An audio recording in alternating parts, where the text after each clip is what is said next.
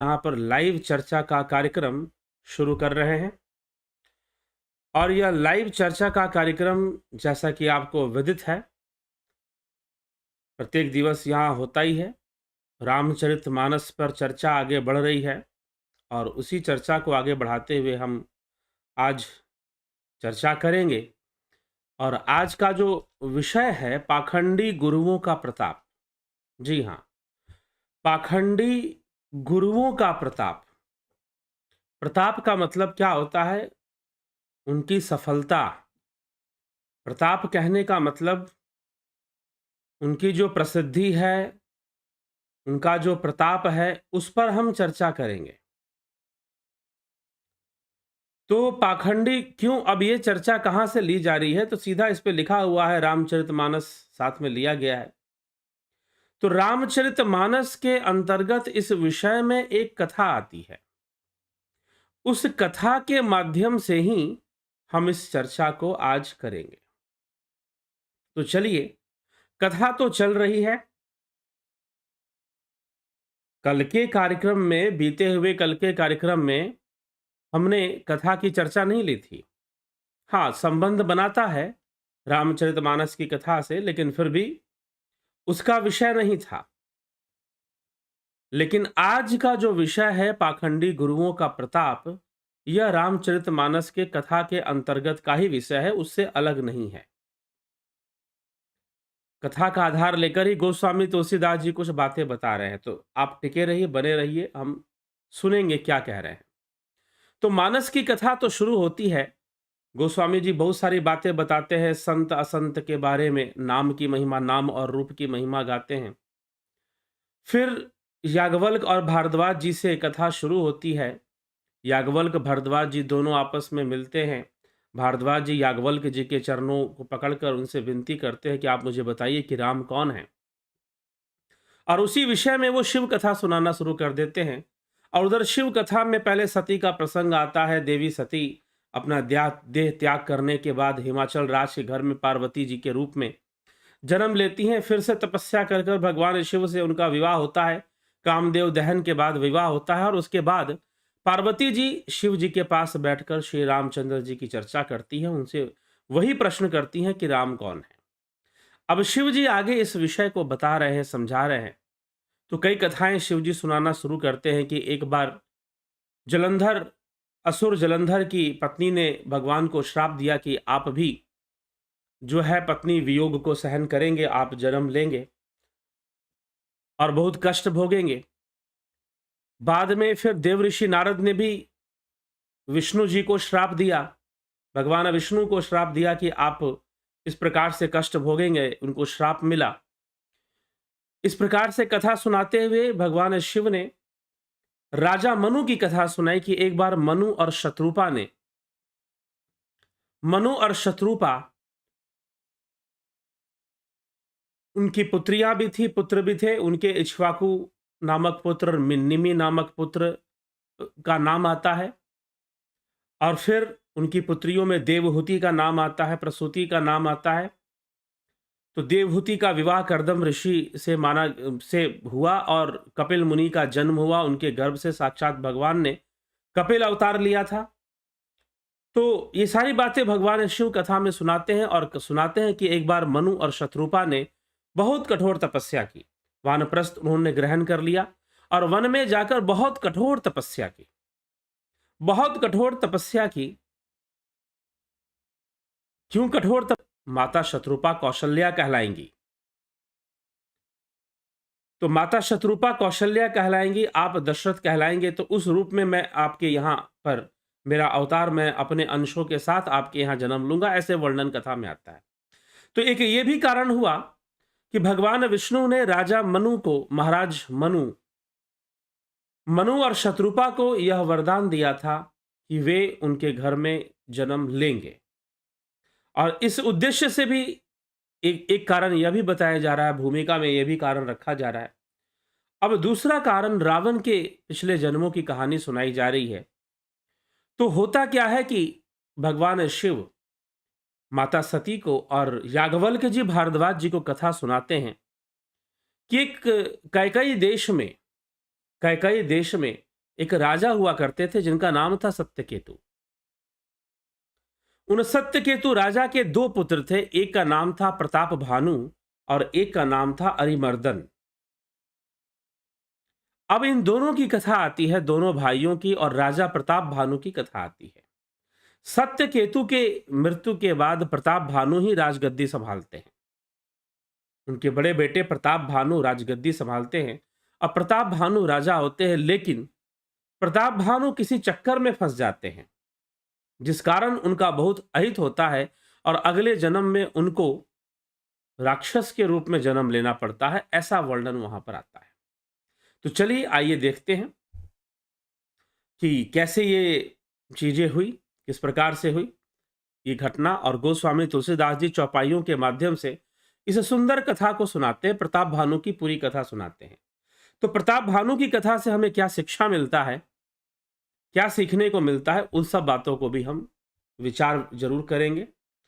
तो कथा शुरू होती है और गोस्वामी तुलसीदास जी लिखते हैं, सुनि मुनि कथा पुनीत पुरानी, जो गिरिजा प्रतिशंभु बखानी, विश्व विदित एक कैकई देशो, सत्य केतु तह बसई नरेशो। हे मुनि, वह पवित्र और प्राचीन कथा सुनो।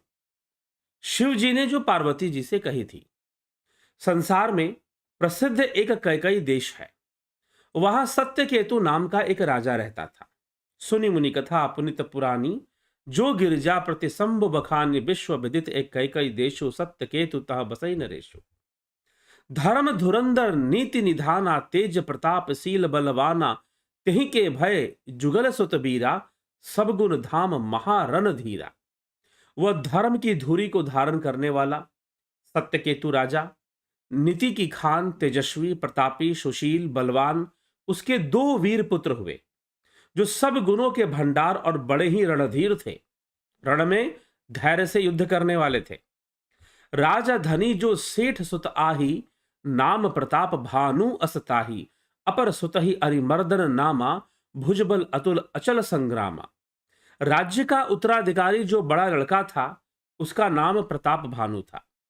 दूसरे पुत्र का नाम अरिमर्दन था, जिसकी भुजाओं में अपार बल था और जो युद्ध में अटल रहता था। भाई भाई परम समीति, सकल दोष छल बरजित प्रीति, जेठे सुतहि राज नृप दिन्हा, हरिहित आप गवन बन किन्हा। भाई भाई में बड़ा मेल था और सब प्रकार के दोषों और छलों से रहित सच्ची प्रीति थी दोनों भाइयों के बीच में।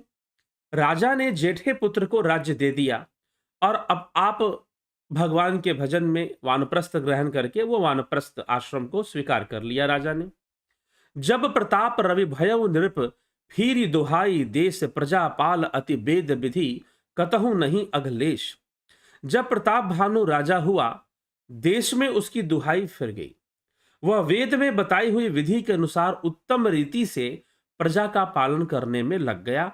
उसके राज्य में पाप का कहीं भी लेश मात्र भी नहीं था। वो बड़ा ही पुण्य आत्मा राजा था और बड़े वेद रीति से, शास्त्र रीति से अपने राज्य का संचालन करता था। नृप हितकारक सचिव सयाना, नाम धर्म रुचि शुक्र समाना, सचिव सयान बंधु बलबीरा, आप प्रताप पुंजरन धीरा। राजा का हित करने वाला और शुक्राचार्य के समान बुद्धिमान धर्म रुचि नामक उसका मंत्री था। इस प्रकार बुद्धिमान मंत्री और बलवान तथा वीर भाई के साथ ही स्वयं राजा भी बड़ा प्रतापी और रणधीर बन गया। सेन संग चतुरंग अपारा, अमित सुभट सब समर जुझारा, सेन बिलो की राउ हर्षाना, अरु बाजे गह गहे निशाना। साथ में अपार चतुरंगनी सेना थी राजा की, जिसमें असंख्य योद्धा थे जो सब के सब रण में जूझ मरने वाले थे। अपनी सेना को देखकर राजा बहुत प्रसन्न होता था और घमाघम नगाड़े बजने लगे। विजय हेतु कटकटई कट कई बनाई, सुदिन साधी नृप चले बजाई, जहीं तह परी अनेक लड़ाई, जीते सकल भूप बरी आई। दिग्विजय के लिए सेना सजाकर वह राजा शुभ दिन मुहूर्त साध कर और डंका बजाकर चला। जहां तहां बहुत सी लड़ाइयां हुई, उसने सब राजाओं को बलपूर्वक जीत लिया। तो राजा बड़ा ही प्रतापी, बड़ा ही वीर था। अब क्या हुआ, कथा बड़ी सुंदर है और बहुत विचार करने वाली बातें हैं।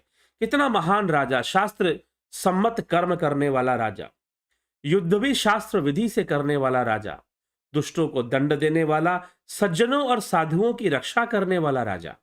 अब होता क्या है इस बेचारे राजा के साथ? सप्तदीप भुजबल बस किन्हे लय लय दंड नृप दिन्हे सकल अवनि मंडल तेहि काला एक प्रताप भानु महिपाला। अपने भुजाओं के बल से उसने सातों दीपों को वश में कर लिया, राजाओं से दंड ले लेकर उन्हें छोड़ दिया। संपूर्ण पृथ्वी मंडल का उस समय प्रताप भानु ही एकमात्र चक्रवर्ती राजा बन गया। सो अवश्य विश्व करी बाहुबल निजपुर किन्न प्रवेशु अर्थ धर्म कामादि सुख सेवई समय नरेशु। संसार भर को अपनी भुजाओं के बल से वश में करके राजा ने अपने नगर में प्रवेश किया। राजा अर्थ धर्म और काम आदि के सुखों का समयानुसार सेवन करता था। भूप प्रताप भानु बल पाई काम धेनु भय भूमि सुहाई सब दुख बर जीत प्रजा सुखारी धर्मशील सुंदर नर नारी। राजा प्रताप भानु का बल पाकर भूमि सुंदर कामधेनु मन चाही वस्तु देने वाली हो गई। उनके राज्य में प्रजा सब प्रकार से दुखों से मुक्त और सुखी थी। सभी स्त्री पुरुष सुंदर और धर्मात्मा थे। धर्म का पालन करने वाली उसकी प्रजा थी। सचिव धर्म रुचि हरिपद प्रीति नृपहित हेतु सिखव नित नीति गुरुसुर संत पितर मही देवा करई सदा नृप सबके सेवा। सबकी सेवा करने वाला राजा था। धर्म रुचि मंत्री का श्री हरि के चरणों में बड़ा ही प्रेम था। वह राजा के हित के लिए सदा उनकी नीति सिखाया करते थे। राजा गुरु देवता संत पितर और ब्राह्मण इन सबकी सदा सेवा करता रहता था। भूप धर्म जे वेद बखाना सकल करई सादर सुख माने दिन प्रति देई विविध विधिदाना सुनई शास्त्र पर वेद पुराण। वेदों में राजाओं के जो धर्म बताए गए थे, राजा सदा आदर पूर्वक और सुख मानकर उन सब का पालन करता था। प्रतिदिन अनेक प्रकार के दान देता था और उत्तम शास्त्र वेद और पुराण सुनता था। नाना बापी कूप तड़ागा सुमन बाटिका सुंदर बागा विप्र भवन सुर भवन सुहाए सब तीर्थन विचित्र बनाए। उसने बहुत सी बावलियां बनाई, कुएं बनाए, तालाब, फुलवारियां, सुंदर बगीचे, ब्राह्मणों के लिए घर, सेवकों के लिए घर, देवताओं के सुंदर विचित्र मंदिर, सब तीर्थ में उसने बनवाए। जहाँ लजी कहे पुराण श्रुति एक एक सब जाग बार सहस्र सहस्र नृप किए सहित अनुराग। वेद और पुराणों में जितने प्रकार के यज्ञ कहे गए हैं, राजा ने एक एक करके उन सभी यज्ञों को प्रेम सहित हजार हजार बार किया। हृदय न कछु फल अनुसंधाना भूप विवेक परम सृजाना करई जे धर्म कर्म बनबानी वासुदेव अर्पित नृप ज्ञानी। हृदय में किसी फल की कामना नहीं थी राजा के। राजा बड़ी ही बुद्धिमान और ज्ञानी था। वह ज्ञानी राजा कर्म मन और वाणी से कुछ भी धर्म करता था, सब कुछ धर्म करता था, सब भगवान वसुदेव को ही अर्पित करता था। निष्काम भावना से करने की कोशिश करता था और सब भगवान को अर्पित करता था। चढ़ी बर बाजी बार एक राजा मृग्या कर सब साजी समाजा विंध्या चल गंभीर बन गयो मृग पुनीत बहु मारत भयऊ। एक बार वह राजा एक अच्छे घोड़े पर सवार होकर शिकार का सब सामान सजाकर विंध्याचल के घने वन में प्रवेश कर गया। वहां उसने बहुत से उत्तम हिरन आदि मारे, पशुओं का उसने जंगली सुअर हिरन आदि का उसने वध किया। फिरत विपिन नृप दीख बराहु जनु बन दुरेव ससीह ग्रसिराहु बड़ विधु नहीं समात मुख माही मनहु क्रोध बस उगिलत नाही। राजा ने वन में फिरते हुए एक सुअर को देखा। दांतों के कारण वह ऐसा दिख पड़ता था मानो चंद्रमा को ग्रस कर मुंह से पकड़कर राहु वन में आ छिपा हो। राजा ने वन में फिरते हुए एक सुअर को देखा, एक जंगली सुअर उसको देखा, और दांतों के कारण वह ऐसा दिख पड़ता था जैसे चंद्रमा को ग्रस कर मुंह में पकड़कर राहु ने, काला था वो सुअर लेकिन उसके दांत सफेद थे। तो जैसे राहु ने चंद्रमा को ग्रास बना लिया हो, इस तरह से जैसे कि वो चंद्रमा को पकड़कर ही भाग रहा हो, ऐसा लगता था उसे देखकर। चंद्रमा बड़ा होने से उसके मुंह में समाता नहीं और मानो क्रोधवश वह उसे भी उगलता नहीं। इस प्रकार से उसके दांत बाहर निकले हुए थे सुअर के। कोल कराल दसन छवि गाई तनु विशाल पिवर अधिकाई घुरु घुरात है आर उपाय चकित बिलोकत कान उठाए। घुरु घुरात, घुरघुराते हुए सुअर भाग रहा था। यह तो सूअर के भयानक दांतों की शोभा कही गई। उसका शरीर भी सूअर का बहुत विशाल था। घोड़े की आहट पाकर वह घुरघुराता हुआ कान उठाए चौकन्ना होकर देख रहा था। नील महीधर शिखर सम देखी विशाल बराहु, चपरी चले है सुटकी नृप खाकी न हो बाहु। होई निबाहु। नील पर्वत के शिखर के समान विशाल उस सुअर को देखकर राजा घोड़े को चाबुक लगाकर तेजी से चला। उसने सुअर को ललकारा कि अब तेरा बचाव नहीं है, अब तेरी मृत्यु निश्चित है। राजा जो है सुअर के पीछे हो लिया कि अब इस सुअर को मार के ही मैं इस वन से निकलूंगा। इस सुअर का वध करके इतना विशाल सुअर, दानव के समान दिखाई देने वाला, सफेद सफेद दांत, जैसे कि राहु ने चंद्रमा को ग्रास रखा हो ऐसे तो सफेद दांत इसके दिखाई देते हैं, जैसे इसके मुंह में अटके हुए हैं। ना उगलते उगलते बनता है ना निगलते बनता है, ऐसी स्थिति है। उस विशाल सुअर को, काले सुअर को, भयानक सुअर को, भयानक सुअर भागने लगा और राजा उसका पीछा करने लगा। अब आगे क्या घटना घटती है? राजा उसका पीछा करने लगा। आवत देखी अधिक रवबाजी, चले बराह मरुत गति भाजी, तुरत किन्न नृप सरसंधाना, मही मिली गयो बिलोकत बाना। अधिक शब्द करते हुए घोड़े को आता देखकर सुअर अपने वेग से भाग चला। राजा ने तुरंत ही बाण को धनुष पर चढ़ाया। सुअर को बाण को देखते ही धरती में दुबक गया। तकी तकी तीर मही से चलावा, करिछल सुअर शरीर बचावा, प्रगट दुरत जाई मृग भाषा, ऋषभस भूप चले संग लागा। राजा तक तक कर तीर चला रहा था, परंतु सुअर छल करके शरीर को बचाता जाता। वह पशु कभी प्रकट होता और कभी विलुप्त हो जाता, और राजा भी क्रोध के वश में उसके पीछे पीछे लगा रहता कि भाई ये तो मुझे चैलेंज दे रहा है। गयो धूर घन बगहन बराहु, जह नाहीन गज बाज निबाहु, अति अकेल बन विपुल कलेशु, तदपि न मृगमग तजई नरेशु। सुअर बहुत दूर ऐसे घने जंगल में चला गया जहां हाथी घोड़े का निबाह नहीं था। राजा बिल्कुल अकेला था और वन में क्लेश भी बहुत था। फिर भी राजा ने उस पशु का पीछा नहीं छोड़ा। कोल बिलो की भूप बड़ धीरा, भाग्य पैट गिर गुहा गभीरा, अगम देख नृप अति पछताई, फिरेउ महाबन परेउ बुलाई। राजा को बड़ा धैर्यवान देखकर सुअर भागकर पहाड़ की एक गुफा में जा घुसा। उसमें जाना कठिन देखकर राजा को बहुत पछताकर लौटना पड़ा, पर उस घोर घन में राजा जो था वो रास्ता भूल गया। बहुत परिश्रम करने से थका हुआ और घोड़े समेत भूख प्यास से व्याकुल राजा नदी तालाब खोजता हुआ पानी बिन बेहाल हो गया। वन में फिरते फिरते राजा को एक आश्रम दिखा।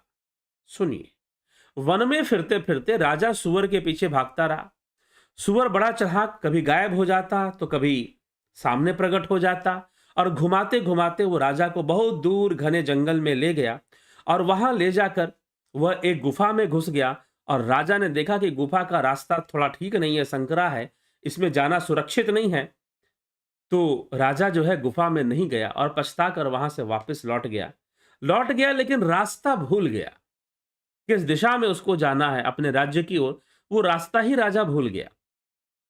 और जब रास्ता भूल गया तो राजा ने फिर क्या सोचा कि अब उसे प्यास लग गई, भूख भी लगी है, प्यास भी लगी है, तालाब ढूंढ रहा है, नदी ढूंढ रहा है कि कहीं कोई नदी तालाब मिले तो अपनी पानी से कुछ प्यास मिटा लूं अपना। ऐसा सोचकर राजा भटक रहा है, तभी अचानक उस घने वन में राजा को क्या दिखता है? एक आश्रम दिखता है। एक आश्रम दिखता है। अब जो है आश्रम उसे दिखाई दिया। राजा को आश्रम दिख पड़ा और आश्रम देखकर वन में फिरते फिरते उसने एक आश्रम देखा। वह कपट से मुनि का वेश बनाए एक राजा रहता था, मतलब एक राजा जो कि ऋषि मुनि बनकर वहां पर वेश बदल के रहता था, जिसका देश राजा प्रताप भानु पहले ही छीन चुका था। अपने देश से च्युत होकर वह वहां वेश बदलकर साधु वेश में वहां पर रहता था। लेकिन प्रताप भानु को क्या पता कि भाई मेरा ही एक शत्रु यहां साधु वेश में रहता है, उसे नहीं पता। अब प्रताप भानु ने सोचा यहां ऋषि मुनि का कोई आश्रम है, यहां पानी मुझे मिल जाएगा। वो गया। प्रताप भानु का समय अच्छा जानकर, अपने कुछ समय अनुमान कर उसने मन में बड़ी ग्लानि हुई। इससे वह ना तो घर गया और ना अभिमानी होने के कारण राजा प्रताप भानु से ही मिला, क्योंकि वो पराजित हो गया था, इसलिए दुखी बहुत था।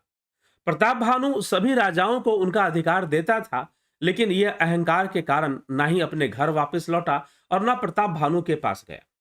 चुपचाप वन में चला गया और वहां साधु वेश धारण करके रहने लगा।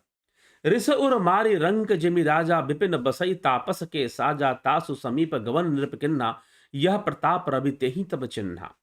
दरिद्र के भांति मन में ही क्रोध को मारकर वह राजा तपस्वी साधु का वेश बनाकर वन में रहता था और एक आश्रम भी बना लिया था। राजा प्रताप भानु उसी के पास गया। उसने तुरंत पहचान लिया कि यह तो प्रताप भानु है। राजा प्यास होने के कारण उस साधु को तो नहीं पहचान पाया कि यह साधु या ऋषि मुनि कौन है। सुंदर वेश देखकर राजा ने उन्हें महामुनि समझा। भगवा वस्त्र काषाय वस्त्र धारण कर रखा है, दाढ़ी बाल बढ़ी हुई है। राजा ने उन्हें महामुनि समझकर उनको प्रणाम किया। उतरकर उसे प्रणाम किया और बड़ा चतुर होने के कारण राजा ने उसे अपने नाम नहीं बताया। राजा को प्यास देखकर उसने सरोवर दिखला दिया। हर्षित होकर राजा ने घोड़े सहित उसमें स्नान किया, जलपान किया, सरोवर भी मिल गया, आश्रम भी मिल गया, सारी थकावट मिट गई, राजा सुखी हो गया। तब तपस्वी उसे अपने आश्रम में ले गया और सूर्यास्त का समय जानकर उसने आसन दिया। फिर वही तपस्वी कोमल वाणी से बोला, तुम कौन हो? हे राजन, तुम कौन हो? सुंदर युवक हो, जीवन की परवाह ना करके वन में अकेले क्यों फिर रहे हो? तुम्हारे चक्रवर्ती राजा कैसे लक्षण तुम्हारे अंदर दिखाई दे रहे हैं? राजा प्रताप भानु ने कहा, हे मुनीश्वर सुनिए, प्रताप भानु नाम का एक राजा है, मैं उसका मंत्री हूं। यह नहीं बताया कि मैं ही राजा हूं, मैं मंत्री हूं। जानबूझकर अपना रहस्य नहीं बताया। शिकार के लिए फिरते हुए राह भूल गया हूं। बड़े भाग्य से यहां आकर मैंने आपके चरणों के दर्शन पाए हैं। हमें आपका दर्शन दुर्लभ प्राप्त हुआ है इस वन में भी। इससे जान पड़ता है कुछ भला होने वाला है। हे मुनिवर, मुनि ने कहा, हे तात, अंधेरा हो गया है, तुम्हारा नगर में अब जाना अच्छी बात नहीं है। यद्यपि वो जो ढोंगी तपस्वी था वो जानता था कि ये राजा ही है, प्रताप भानु ही है, लेकिन प्रताप भानु उस वेशधारी साधु को पहचान नहीं पाया। प्रताप भानु ने सोचा कि मैं इसे अपनी पहचान छुपा लूंगा, लेकिन वो तो पहचानता था अच्छे से। अब गोस्वामी जी लिखते हैं, निशा घोर गंभीर बन पंथ न सुनहु सुजान बसहु आज अस जान तुम जायो होत बिहान। तो उस तपस्वी ने कहा कि सुनो, ऐसा है कि अभी रात्रि बहुत अंधेरी हो चुकी है, घोर अंधेरा हो चुका है, जंगल भी घना है, रास्ता नहीं है। ऐसा समझकर तुम आज यहीं मेरी ही कुटिया में, मेरे ही आश्रम में ठहरो। सवेरा होकर तुम यहां से चले जाना। तुलसीदास जी कहते हैं कि जैसे भवितव्यता होती है, मतलब होनहार होता, वैसे ही सहायता मिल जाती है। या तो वह आप ही उसके पास आती है या उसको वहां ले जाती है। तो वैसे ही राजा वहां पहुंचा। भले ही नाथ आयसु धरि सीसा बंधी तुरग बदरु बैठ महिसा नृप बहुभाति प्रशंसे उताही चरण बंदे निज भाग्य सराही।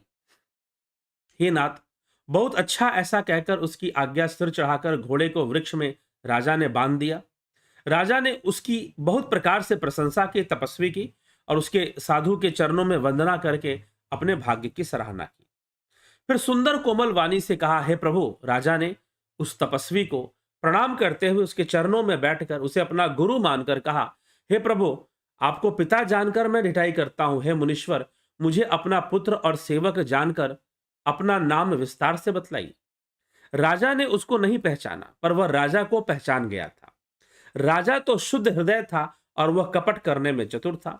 एक तो वैरी, फिर जाति से क्षत्रिय, फिर राजा, वह छल बल से अपना काम बनाना चाहता था। वह शत्रु अपने राज्य सुख को समझकर के दुखी था। उसकी छाती कुम्हार की आवे की तरह आग में, शत्रुता के आग में सुलग रही थी। राजा के सरल वचन कान से सुनकर अपने वैर को याद कर वह हृदय में बड़ा हर्षित हुआ। वह कपट में डुबोकर बड़ी युक्ति के साथ कोमल वाणी में बोला कि अब हमारा नाम भिखारी है। अपना नाम उसने भिखारी बताया, क्योंकि हम निर्धन हैं और अनिकेत हैं, घर द्वार से हीन है, मेरा कोई निकेतन नहीं है। अनिकेत मतलब जिसका कोई निकेतन ना हो। कहा नृप जे विज्ञान निधान। राजा ने कहा कि जो आपके सदृश विज्ञान के निधान और सर्वथा अभिमान रहित होते हैं, वे अपने स्वरूप को सदा छिपाते रहते हैं। राजा ने यह सोचा कि भाई ये अपने स्वरूप को छिपा रहे हैं, ये जरूर कोई सिद्ध पुरुष होंगे, क्योंकि कुवेश बनाकर रहने में ही सब तरह का कल्याण है। प्रकट संत वेश में मान होने की संभावना और मान से पतन की संभावना है। ये सारी चीजें बनती हैं। लेकिन राजा इन सब बातों को नहीं समझ पाया। सुवेश देखकर वो फंस गया। राजा ने सोचा कि भाई ये तो साधु वेश में ऋषि मुनि, बड़े बड़े दाढ़ी बाल हैं इनके, और ऐसे इन्होंने काशाय वस्त्र भी धारण किया है और हमेशा बड़ी शांति और मुस्कुराते हुए बातें करते हैं, तो निश्चय ही कोई साधारण पुरुष तो नहीं है। इसी से तो संत और वेद पुकार करके कहते हैं कि परम अकिंचन, सर्वथा अहंकार, ममता और मान रहित जो है, भगवान को प्रिय होते हैं। आप सरीखे निर्धन भिखारी गृहहीनों को देखकर ब्रह्मा और शिव जी को भी संदेह हो जाता है कि वास्तविक संत हैं या भिखारी हैं। तो इस प्रकार से गोस्वामी तुलसीदास जी इस चर्चा को लिख रहे हैं, ये कैसे पहचाना जाए। संशय हो जाएगा, शायद भगवान को भी संशय हो जाए, इस तरह से भिखारी की तरह रह रहा है तो शायद निश्चय ही संत होगा। आप जो हो सो हो, मैं आपके चरणों में प्रणाम करता हूं। हे गुरुवर, आप मुझ पर कृपा कीजिए। अपने ऊपर राजा की स्वाभाविक प्रीति और अपने विषय में उसका अधिक विश्वास देखकर उस ढोंगी साधु ने राजा से क्या कहा। सब प्रकार से राजा को अपने वश में कर अधिक स्नेह और प्रेम राजा को दिखाते हुए बोला, हे राजन सुनो, मैं तुमसे सत्य कहता हूं, मुझे यहां रहते हुए बहुत समय बीत गया। अब तक तो ना कोई मुझसे मिला और ना मैं अपने को किसी के सामने प्रकट करता हूं, क्योंकि लोक में प्रतिष्ठा अग्नि के समान है, जो तप रूपी वन को भस्म कर डाल देती है। मुझे प्रतिष्ठा नहीं चाहिए, मुझे प्रतिष्ठा नहीं चाहिए, इसलिए मैं अपने आप को अकेले वन में रखता हूं। देखिए, अब ऐसी ऐसी बातें, अब जो है वो साधु जो है, तपस्वी साधु जाल फेंक रहा है अपना, वो एक एक कर जाल फेंकेगा। वो जो तपस्वी साधु है वन के भीतर, अब राजा के ऊपर जाल फेंक रहा है। राजा का प्रश्न कि आप यहां वन के अंदर किसी के सामने क्यों नहीं रहते, आप तो यहां छुपे हुए रहते, लगता है आपको सिद्ध पुरुष है, सिद्ध पुरुष है। भाई इनको मान प्रतिष्ठा से बिल्कुल लेना देना नहीं है, किसी के सामने ये नहीं जाते हैं, तो कोई साधारण व्यक्ति नहीं है। और साधु ने इसी पर अपना विश्वास जमाते हुए और कह दिया कि नहीं नहीं, ये मान प्रतिष्ठा में क्या रखा हुआ है, मुझे इन सब चीजों से मतलब नहीं है। मैं तो अब इस जंगल में रहता हूं और यहीं पे रहता हूं, ना मुझसे कोई मिलने आता है और ना मैं किसी से मिलने जाता हूं, और ना मेरा कोई साथी है। इस प्रकार से समझाते हुए उस मुनि ने, उस वेशधारी साधु ने राजा को समझाया। राजा और प्रभावित हो गया, भाई इनको तो मान प्रतिष्ठा से ही नहीं मतलब, इनको तो किसी चीज से, संसार से में किसी वस्तु से मतलब नहीं, बड़ा त्यागी, बड़े ब्रह्मचारी, बड़े उच्च कोटि के। यही सब तो हम भी देखना चाहते हैं, यही सब तो हम भी देखना चाहते हैं। और कहीं ना कहीं साधारण मनुष्य भी फंसने लग जाता है, राजा फंसने जा रहा है बहुत बुरी तरह से। तुलसीदास जी कहते हैं कि सुंदर वेश देखकर मूढ़ नहीं, चतुर मनुष्य भी धोखा खा जाता है। सुंदर मोर को देखो, उसका वचन तो अमृत के समान और आहर सांप का है। ठीक, ताते गुप्त रहूं जग माही, हरि तजि किमपि प्रयोजन नाही, प्रभु जानत सब बिनहि जनाए, कहु कवनि सिद्धि लोक रिझाए। इसी से मैं जगत में छिप कर रहता हूं, श्री हरि को छोड़कर किसी से भी मेरा प्रयोजन नहीं है, भगवान से ही मेरा मतलब है। प्रभु तो बिना जनाए ही सब जानते हैं, फिर कहो संसार को रिझाने से क्या सिद्धि मिलेगी, संसार को जानकर क्या करना है। तुम सुचि सुमति परम प्रिय मोरे, हे राजन तुम मुझे बहुत प्रिय हो, तुम पवित्र और सुंदर बुद्धि वाले हो, इससे मुझे तुम बहुत प्रिय हो और तुम्हारी भी मुझ पर प्रीति और विश्वास है। हे राजन, अब यदि मैं तुमसे कुछ छिपाता हूं तो मुझे बहुत ही भयानक दोष लगेगा। ज्यों ज्यों वो तपस्वी उदासीनता की बातें करता, बहुत उदासीनता, त्याग, समर्पण, ब्रह्मचर्य, मान प्रतिष्ठा से कोई लेना देना नहीं, मैं तो वन में ही पड़ा रहता हूं, श्री हरि ही मेरे साथी हैं, भगवान ही साथी हैं, और किसी का साथ मैं नहीं लेता हूं। अब राजा का विश्वास और ज्यादा बढ़ने लग गया। त्यों है त्यों जिमि जिमि तापस कथई उदासा, तिमि तिमि निरपहि उपज विश्वासा। ज्यों ज्यों उस तपस्वी ने उदासीनता की बातें की, मैं तो उदासीन हूं, मुझे संसार की माया से कोई लेना देना नहीं है, कोई मतलब नहीं है मुझे संसार की माया से, और मैं इस तरह से अपना जीवन व्यतीत करता हूं। त्यों त्यों ही तिमि तिमि निरपहि उपज विश्वासा। राजा के मन में और विश्वास बढ़ने लगा। जब उस बगुले की तरह ध्यान लगाने वाले कपटी मुनि ने, तपस्वी ने राजा को कर्म, मन और वचन से अपने वश में जाना, तो वह राजा से बोलता है, नाम हमार एक तनु भाई, सुनि रिप बले वो पुरी सिरुनाई, कहूं नाम कर अर्थ बखानी, मोहि सेवक अति आपन जानी। हे भाई, मेरा नाम एक तनु है। यह राजा सुनकर, राजा ने फिर सिर नवाकर कहा कि मुझे अपना अत्यंत सेवक जानकर अपने नाम का अर्थ समझाकर कहिए। तो वो कपटी मुनि कहता है, जब सबसे पहले सृष्टि उत्पन्न हुई थी तभी मेरी उत्पत्ति हुई थी। वाह जी वाह, क्या बात है। उसे कपटी तपस्वी ने कहा कि जब सबसे पहले सृष्टि हुई थी तो सबसे पहले पैदा लेने वाला व्यक्ति मैं ही हूं, तभी मेरी उत्पत्ति हुई थी और तब से मैंने फिर दूसरी देह नहीं धारण की है, इसी से मेरा नाम एक तनु है। तो जो राजा जो इस तरह के ढोंगी साधु होते हैं, वो अपने शिष्यों को विश्वास में लेने के लिए तरह तरह की कथाएं बनाते हैं, तरह तरह की कथाएं बनाएंगे। मैं तो हिमालय पर गया था, मैं तो हिमालय से आया हूं, मैंने वहां कठोर तपस्याएं की थी, बहुत तरह की अनुभूतियां और बहुत तरह की ऐसी ऐसी बातें। अच्छा, आपका माता पिता जन्म कौन कहां हुआ, आप किस क्षेत्र के रहने वाले? अरे साधु का कौन सा क्षेत्र, साधु का कहां का जन्म, मत जानो मेरे जन्म के बारे में, नहीं जान पाओगे। अब उसने जाल पे जाल, जाल पे जाल फेंके जा रहा है। पहले तो उसने ये प्रमाणित किया कि मैं बहुत बड़ा त्यागी व्यक्ति हूं, मैं जंगल में रहता हूं और मैं त्यागी व्यक्ति हूं, मैं ब्रह्मचारी हूं, मैं अकेला रहता हूं, ना मेरा कोई परिवार है, ना कोई घर बार है, ना मैं किसी से मिलता हूं और ना मुझसे कोई मिलता है। अब राजा प्रभावित कि भाई इतने बड़े तपस्वी मुनि जिनको संसार से कोई लेना देना नहीं, कोई मतलब नहीं, यही सब तो आप लोग ढूंढते हैं। इसीलिए आज का जो टाइटल है, पाखंडी गुरुओं का प्रताप। उनका प्रताप कैसा है पाखंडी गुरुओं का, समझ में आएगा। अब राजा जो है इस प्रकार से उसकी जाल में फंसता जा रहा है। तो पहले तो उसने जाल फेंका अपने त्याग का, समर्पण का, ईश्वर के प्रति समर्पित हूं, तपस्या में लगा हूं। अब वो अपना दूसरी जाल फेंक रहा है कि मैं सृष्टि में सबसे पहले पैदा होने वाला आदमी हूं मैं, और अभी तक जिंदा हूं मैंने कभी कोई दूसरा शरीर धारण नहीं किया, इसलिए मेरा नाम एक तनु है। अपना झूठा नाम भी बता दिया उसने। अब आगे गोस्वामी जी क्या इस कथा में लिखते हैं, आइए चलते हैं, आगे बढ़ते हैं। हे पुत्र, मन में आश्चर्य मत करो। उस कपटी ने बोला, हे पुत्र, मन में आश्चर्य मत करो, तप से कुछ भी दुर्लभ नहीं है। तप के बल से ब्रह्मा जगत को रचते हैं, तप के बल से ही विष्णु संसार का पालन करने वाले हैं। अब वो बड़ी बड़ी बातें, अब सत्संग प्रवचन शुरू कर दी उसने। तप बल शंभु करहि संघारा, तपते अगम न कछु संसारा, भयो नृप सुनि अति अनुरागा, कथा पुरातन कही सुलागा। तप ही के बल से रुद्र संहार करते हैं, संसार में कोई ऐसी वस्तु नहीं जो तप से ना मिल सके। यह सुनकर राजा को बड़ा अनुराग हुआ कि आप महान तपस्वी हैं और तपस्या के बल पर आपको कभी मृत्यु नहीं आई। आप सृष्टि में सबसे पहले आप ही पैदा हुए थे और आप अभी तक जीवित हैं। वाह भाई वाह, मेरे सौभाग्य है कि मुझे ऐसा मिल गया, मुझे ऐसे गुरु मिल गए, और मेरे पिछले जन्मों के ना जाने कितने पुण्य है कि मुझे गुरु मिल गए। उस तपस्वी ने भी कह दिया कि राजन, तुम्हारे पिछले जन्मों के इतने पुण्य और इतनी तपस्या है कि तुम आज मेरे पास आ गए हो, क्योंकि मुझसे मिलना असाधारण है। कोई मेरे शरण में नहीं आ सकता है जब तक उसके कठोर तपस्या और पुण्य ना हो। तुमने पिछले जन्मों में घोर पुण्य किया है, घोर तपस्या की है, उसी का परिणाम है कि तुम आ गए हो। आजकल भी आप संस्थाओं में जाइए, बहुत सारे संगठन संस्थान हैं, आपको कुएं का मेंढक बनाने में लगे रहते हैं।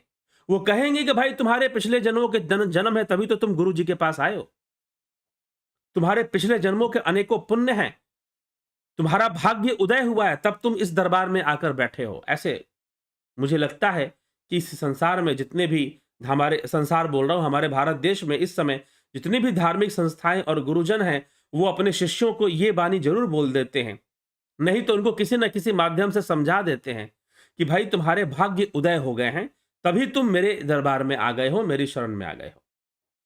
आज ये कपटी तपस्वी भी वैसे ही भाषा का प्रयोग कर रहा है, अपनी दाढ़ी बाल दिखाकर अपनी तपस्या और अपने त्याग को समझा रहा है कि मैं बड़ा त्यागी, बड़ा तपस्वी हूं और मैं एक तनु हूं, मैंने कभी दूसरा तन धारण नहीं किया। राजा उसके वश में होए जा रहा है, एक के बाद एक जाल फेंक रहा है। और राजा, अब गोस्वामी तुलसीदास जी यहां पर यह समझाना चाहते हैं कि जो इस तरह के पाखंडी कपटी गुरु लोग होते हैं, वो इस प्रकार से बहुत ही मैनेज वे में, प्रोग्राम वे में एक के बाद एक जाल फेंकते हैं कि अच्छे पढ़े लिखे बुद्धिजीवी लोग भी उनके जाल में फंस जाते हैं। अच्छे पढ़े लिखे बुद्धिजीवी लोग भी उनके जाल में फंस जाते हैं। ये गोस्वामी तुलसीदास जी समझाना चाहते हैं। राजा जैसा, वो भी प्रताप भानु राजा, जिसकी उन्होंने इतनी महिमा गाई, वेदों को जानने वाला, शास्त्र सम्मत विधि से राज करने वाला, गरीबों की सेवा करने वाला, शास्त्र और बलशाली भी, बाहुबली भी बहुत है वो, लेकिन अपनी जनता से प्रेम करने वाला, जनमानस की सेवा करने वाला, समाज की सेवा करने वाला, हर प्रकार के यज्ञ को हजार हजार बार करने वाला। ये सब प्रताप भानु के गुण पहले ही बता दिए गए, लेकिन फिर भी वह इस कपटी तपस्वी को, इस ढोंगी साधु को पहचान नहीं पा रहा। उसकी विडंबना है कि वो एक ढोंगी साधु को नहीं पहचान पा रहा, और ढोंगी साधु जाल पे जाल फेंके जा रहा है कि भैया तुम्हारी तो बहुत बड़ी तुम बहुत बड़े पुण्यात्मा हो, तभी मेरे पास पहुंचे हो। मैं तो एक तनु हूं, मैं तो कभी मरा ही नहीं आज तक, जब से सृष्टि जब हुई तब से मैं हूं इस धरती पर, लेकिन मुझ तक कोई पहुंच नहीं पाता है। मैं जंगलों और वनों में ही रहता हूं।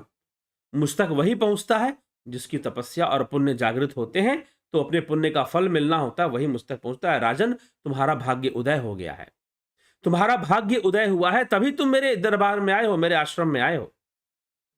अब जाल पे जाल वो फेंके जा रहा है, और वो राजा प्रताप भानु फंसते जा रहे हैं।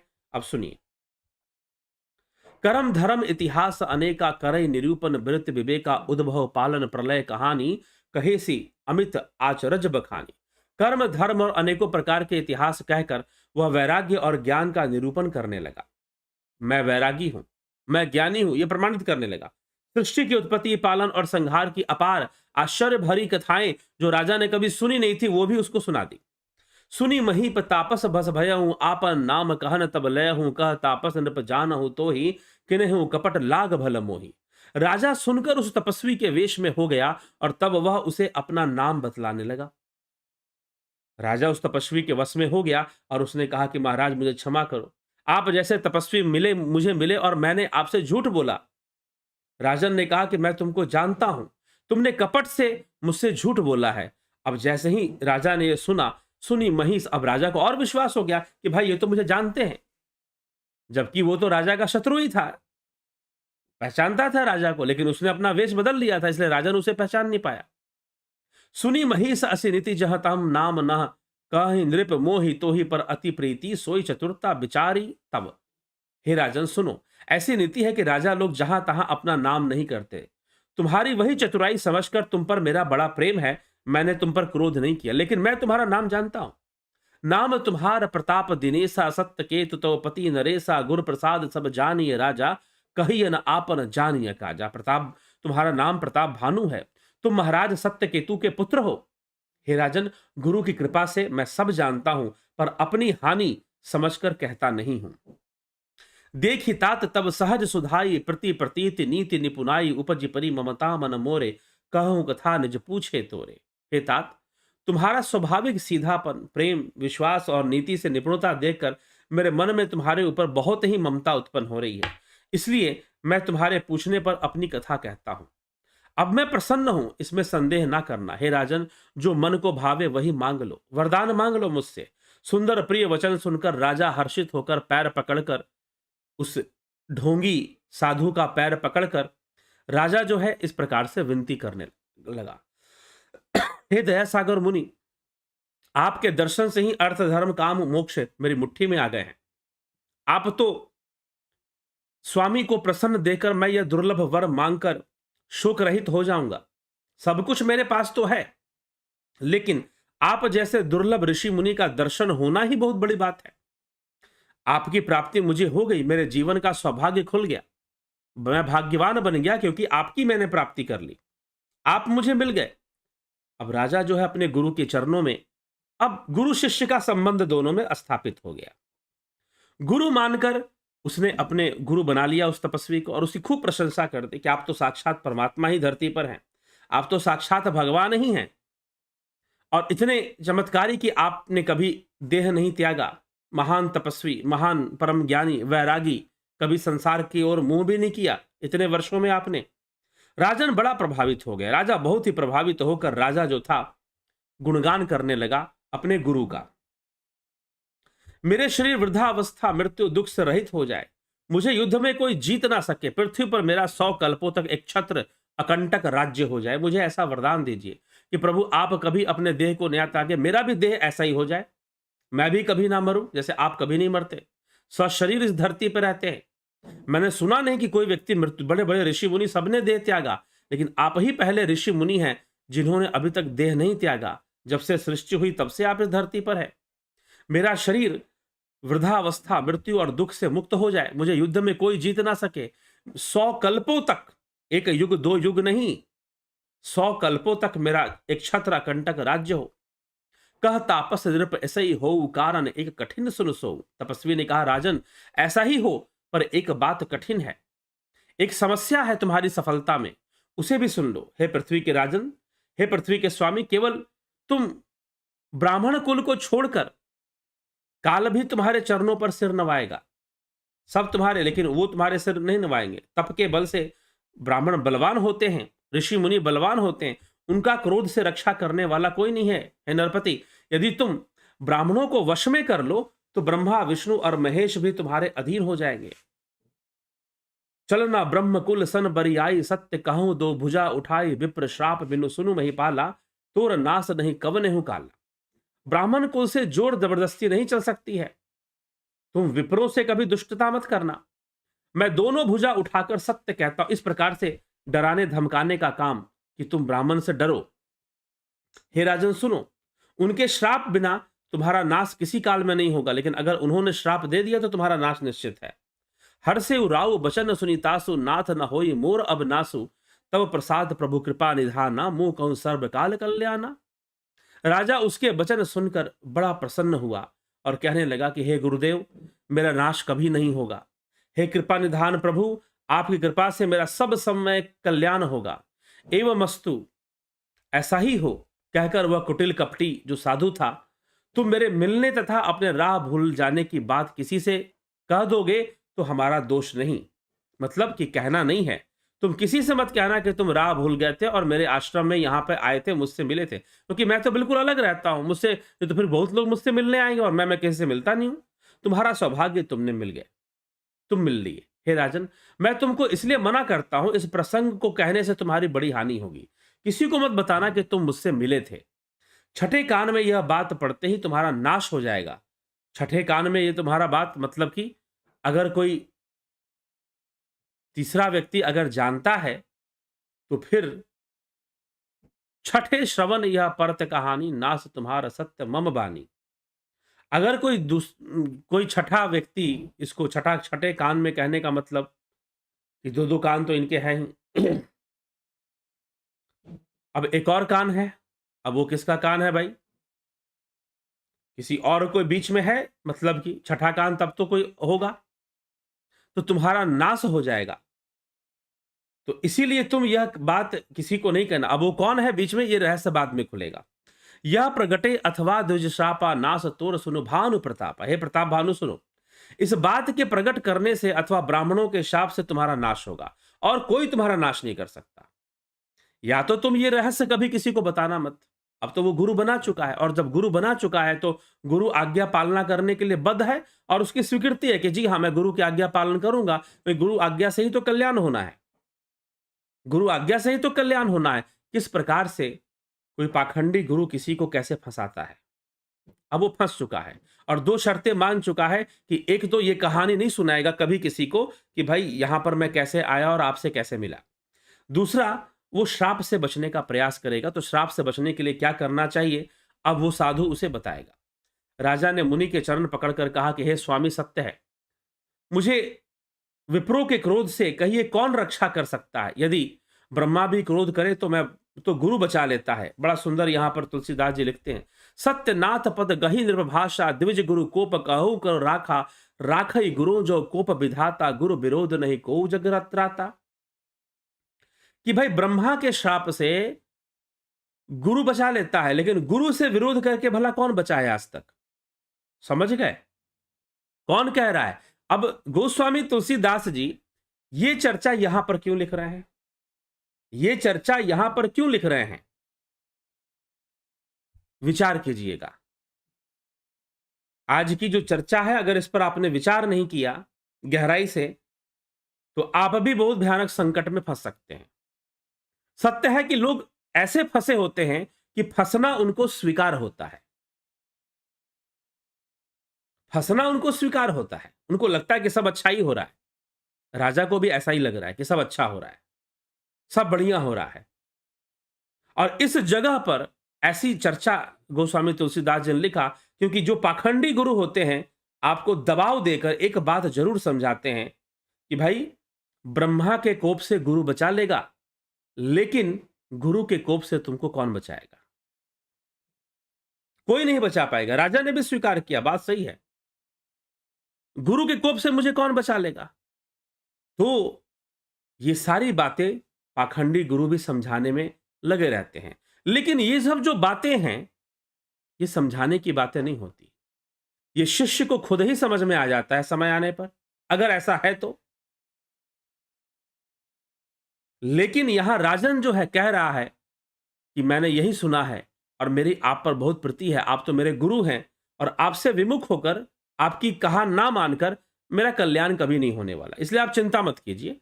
मैं कभी किसी को नहीं बताऊंगा कि मैं इस आश्रम में कैसे पहुंचा, किस तरह से आया। समय बीता, अब इन दोनों में एक व्यक्ति और है। चार कान तो इसके हैं, अब एक कान वाला कोई और भी है जो इन बातों को सुन रहा है, वो भी सामने नहीं आया है। देखिए आगे आता है कि नहीं, कथा सुनते हैं। तो यदि मैं आपके कथन के अनुसार नहीं चलूंगा तो मेरा नाश हो जाएगा, मुझे इसकी चिंता नहीं है। मेरा मन तो है कि प्रभु एक ही डर से डर रहा हूं कि अगर मुझे ब्राह्मणों ने श्राप दे दिया तो मेरा क्या होगा। वे ब्राह्मण किस प्रकार से वश में हो सकते हैं, आप मुझे बताइए, कृपा करके वह बताइए। हे दीनदयालु, आपको छोड़कर किसी को मैं अपना हित नहीं देखता हूं। हे राजन सुनो, तपस्वी ने बोला। ढोंगी साधु ने बोला, हे राजन सुनो, संसार में उपाय तो बहुत हैं, पर वे कष्ट साध्य हैं, बड़ी कठिनता से बनने में आते हैं, और इस पर भी सिद्ध हो या ना हो इसका भी कोई समाधान या कोई निश्चित नहीं है कि सिद्ध होगा, परंतु उसमें भी एक कठिनता। हे राजन, वह युक्ति तो मेरे हाथ है, पर मेरे जाना तुम्हारे नगर में हो नहीं सकता। मैं किसी से मिलता नहीं हूं, तो तुम्हारे नगर में मैं कैसे जाऊंगा? लेकिन जब तक मैं तुम्हारे नगर में नहीं जाऊंगा तब तक ये युक्ति काम नहीं करेंगी। दूसरी जो युक्तियां हैं वो बड़ी कठिन है। तो जब से मैं पैदा हुआ हूं तब से आज तक मैं किसी के घर में या गांव में या नगर में कहीं गया ही नहीं, जंगलों में ही रहा हूं। परंतु यदि नहीं जाता हूं तो तुम्हारा काम बिगड़ता है। आज यह बड़ा असमंजस आ पड़ा है।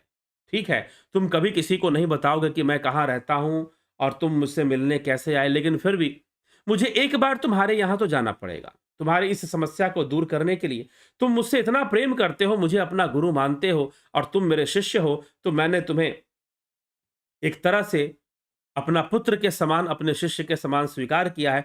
तुम्हारी रक्षा करना मेरा कर्तव्य है, इसलिए मैं तुम्हारे राजमहल में एक बार जरूर जाऊंगा। यह सुनकर राजा कोमल वाणी से बोला, हे नाथ, वेदों में ऐसी नीति कही है कि बड़े लोग छोटों पर स्नेह करते हैं, पर्वत अपने सिरों पर सदा तृण को धारण करते हैं, अगाध समुद्र अपने मस्तक पर फेन करता है, और धरती अपने सिर पर सदा धूलि को धारण किए रहती है। हे गुरुदेव, आप भी मुझे धारण कीजिए, मैं आपके सामने बहुत छोटा हूं। ऐसा कहकर राजा ने मुनि के चरण पकड़ लिए।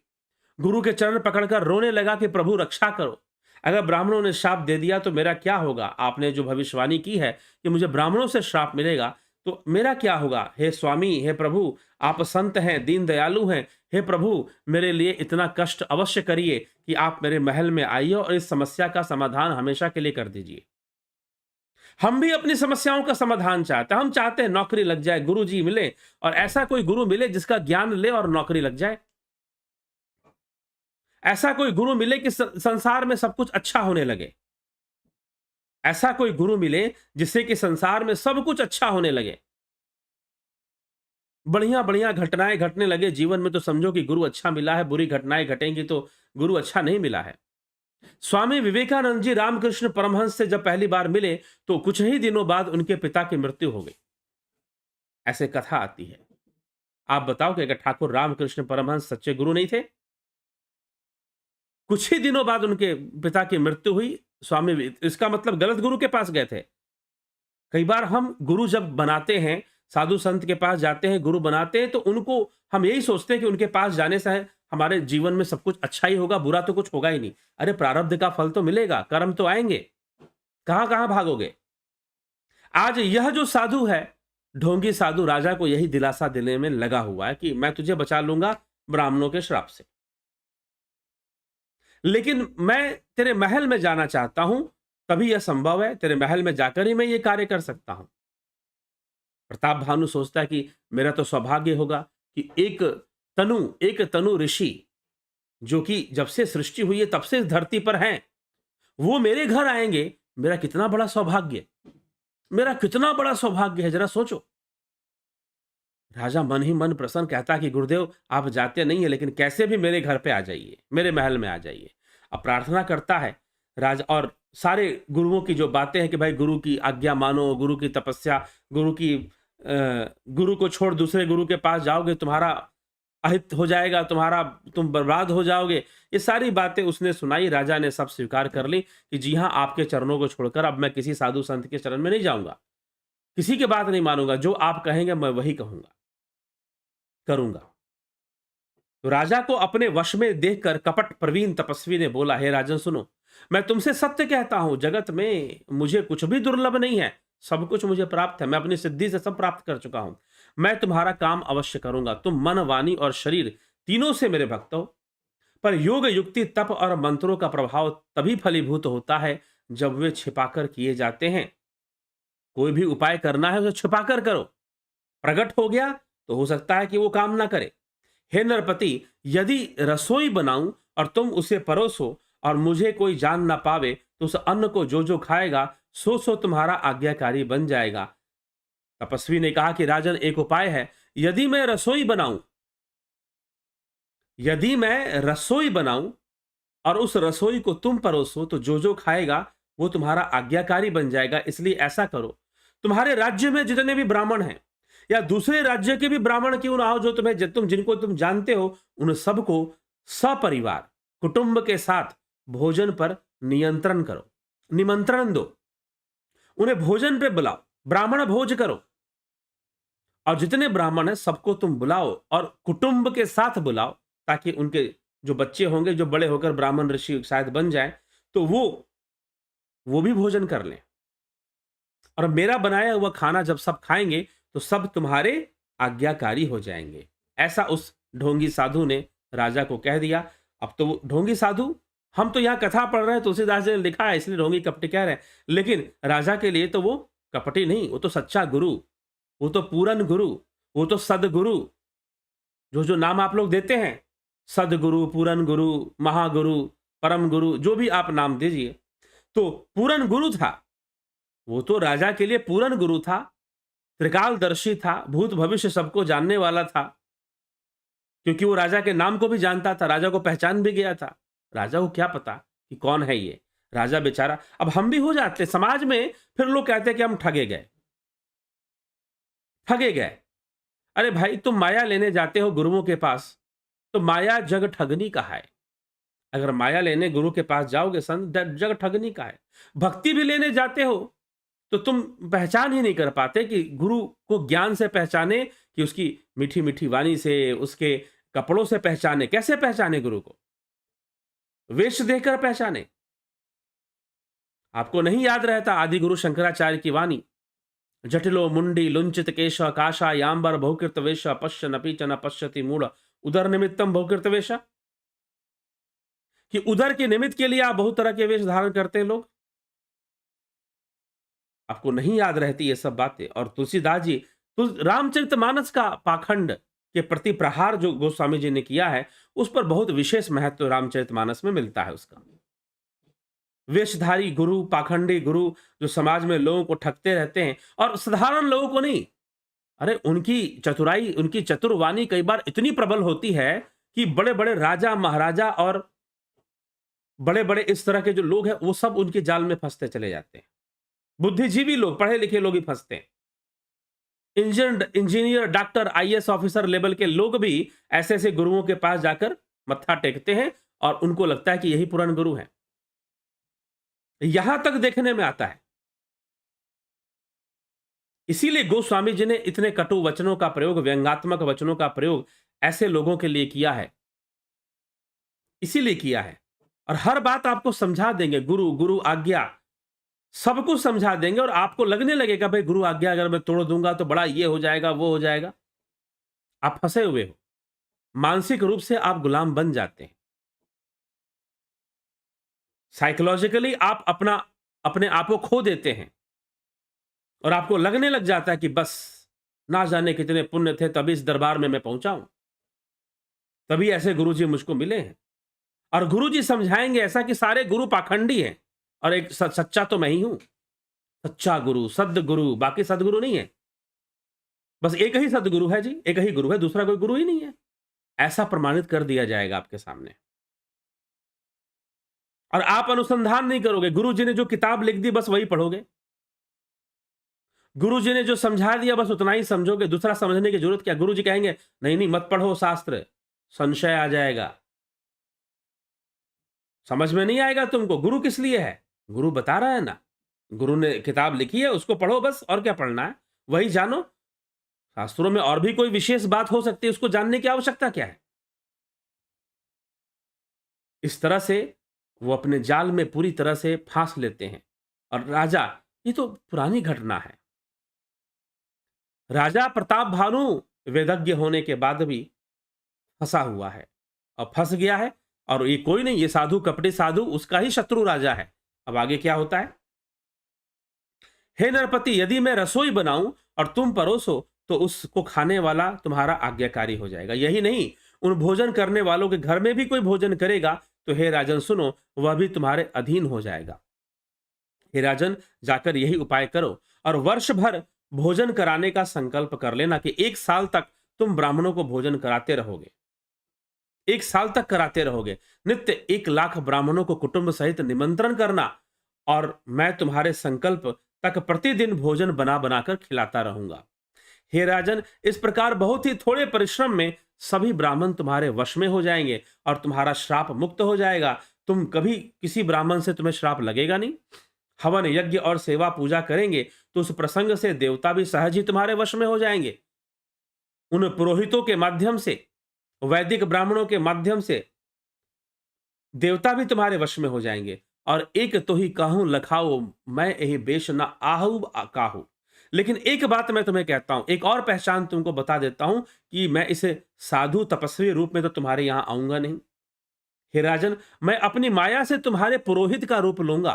तुम्हारा जो पुरोहित है मैं उसका रूप ले लूंगा और उसका रूप धारण कर कर मैं तुम्हारे यहां आऊंगा। तपबल ते ही करी आप समाना, रखियो यहां वर्ष परवाना। तप के बल से उसे अपने समान बनाकर 1 वर्ष यहां आश्रम में रखूंगा। हे राजन सुनो, मैं उसको रूप बनाकर सब प्रकार से तुम्हारा काम सिद्ध कर दूंगा। हे राजन, रात बहुत बीत गई है, अब सो जाओ। आज से तीसरे दिन तुम मुझसे तुम्हारी भेंट होगी। तप के बल से मैं घोड़े सहित तुमको सोते ही मैं घर पहुंचा दूंगा। मैं वही वेश धरकर आऊंगा जब एकांत में तुमको बुलाकर सब कथा सुनाऊंगा।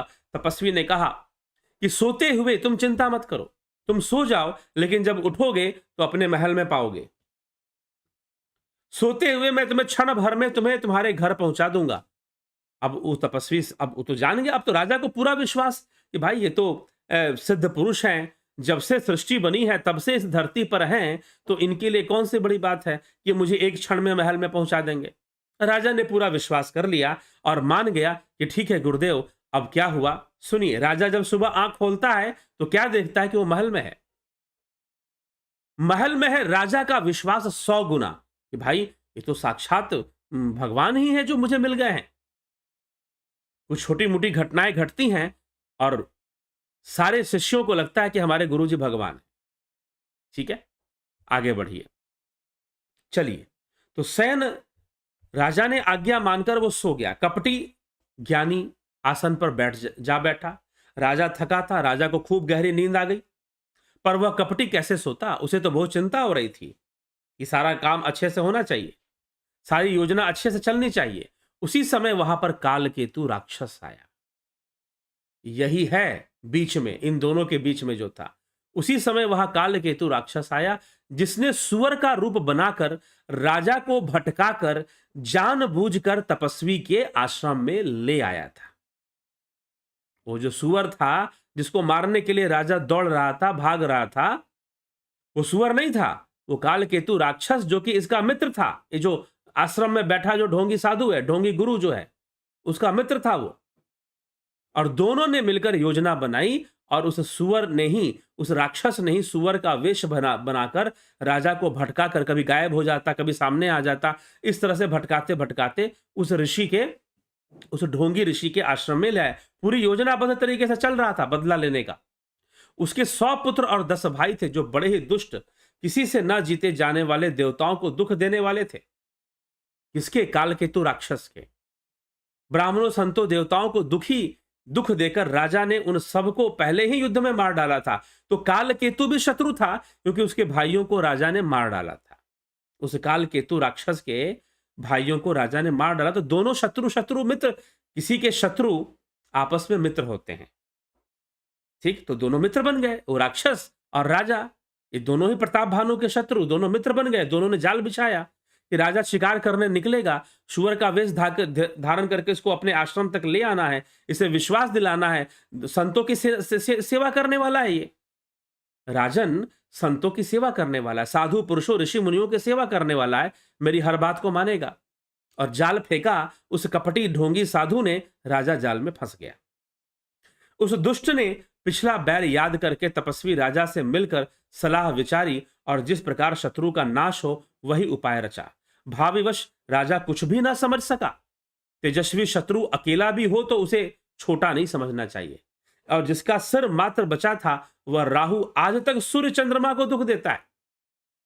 राहु का मात्र सिर ही बचा था, फिर भी वो, क्योंकि अमृत उसने पी लिया था, गले तक गया था और उसका गला कट गया, भगवान विष्णु ने काट दिया मोहिनी अवतार धारण करके। तो फिर तो सिर को छोटा मत समझो, वही पर्याप्त था सूर्य और चंद्रमा को ग्रहण लगाने के लिए। तब क्या हुआ? तपस्वी राजा अपने मित्र को देख के प्रसन्न होता और बोला कि तुम तो मायावी राक्षस हो भाई, मैंने इसे वचन दिया है कि तुम जब सुबह उठोगे तो अपने महल में उठोगे, जाओ इसको अपने महल छोड़कर आओ अपनी माया से। हे राजन सुनो, तब तुमने मेरे कहने के अनुसार काम कर लिया, तो अब मैंने शत्रु को भी काबू में कर ही लिया। कालकेतु ने बोला। कालकेतु, अब राजन किसको बोला जा रहा है? कालकेतु उस तपस्वी को राजन बोल रहा है, क्योंकि वो राजा था पहले, वो हारा हुआ राजा था, ढोंगी साधु बन गया था। तुम अब चिंता त्याग सो रहो, विधाता ने बिना ही दवा के रोग दूर कर दिया। ऐसा कहकर शत्रु को जड़ मूल उखाड़ कर बाहर कर चौथे दिन तुमसे आकर फिर मिलूंगा। तपस्वी राजा को खूब दिलासा देकर वह महामायावी और अत्यंत क्रोधी राक्षस चला।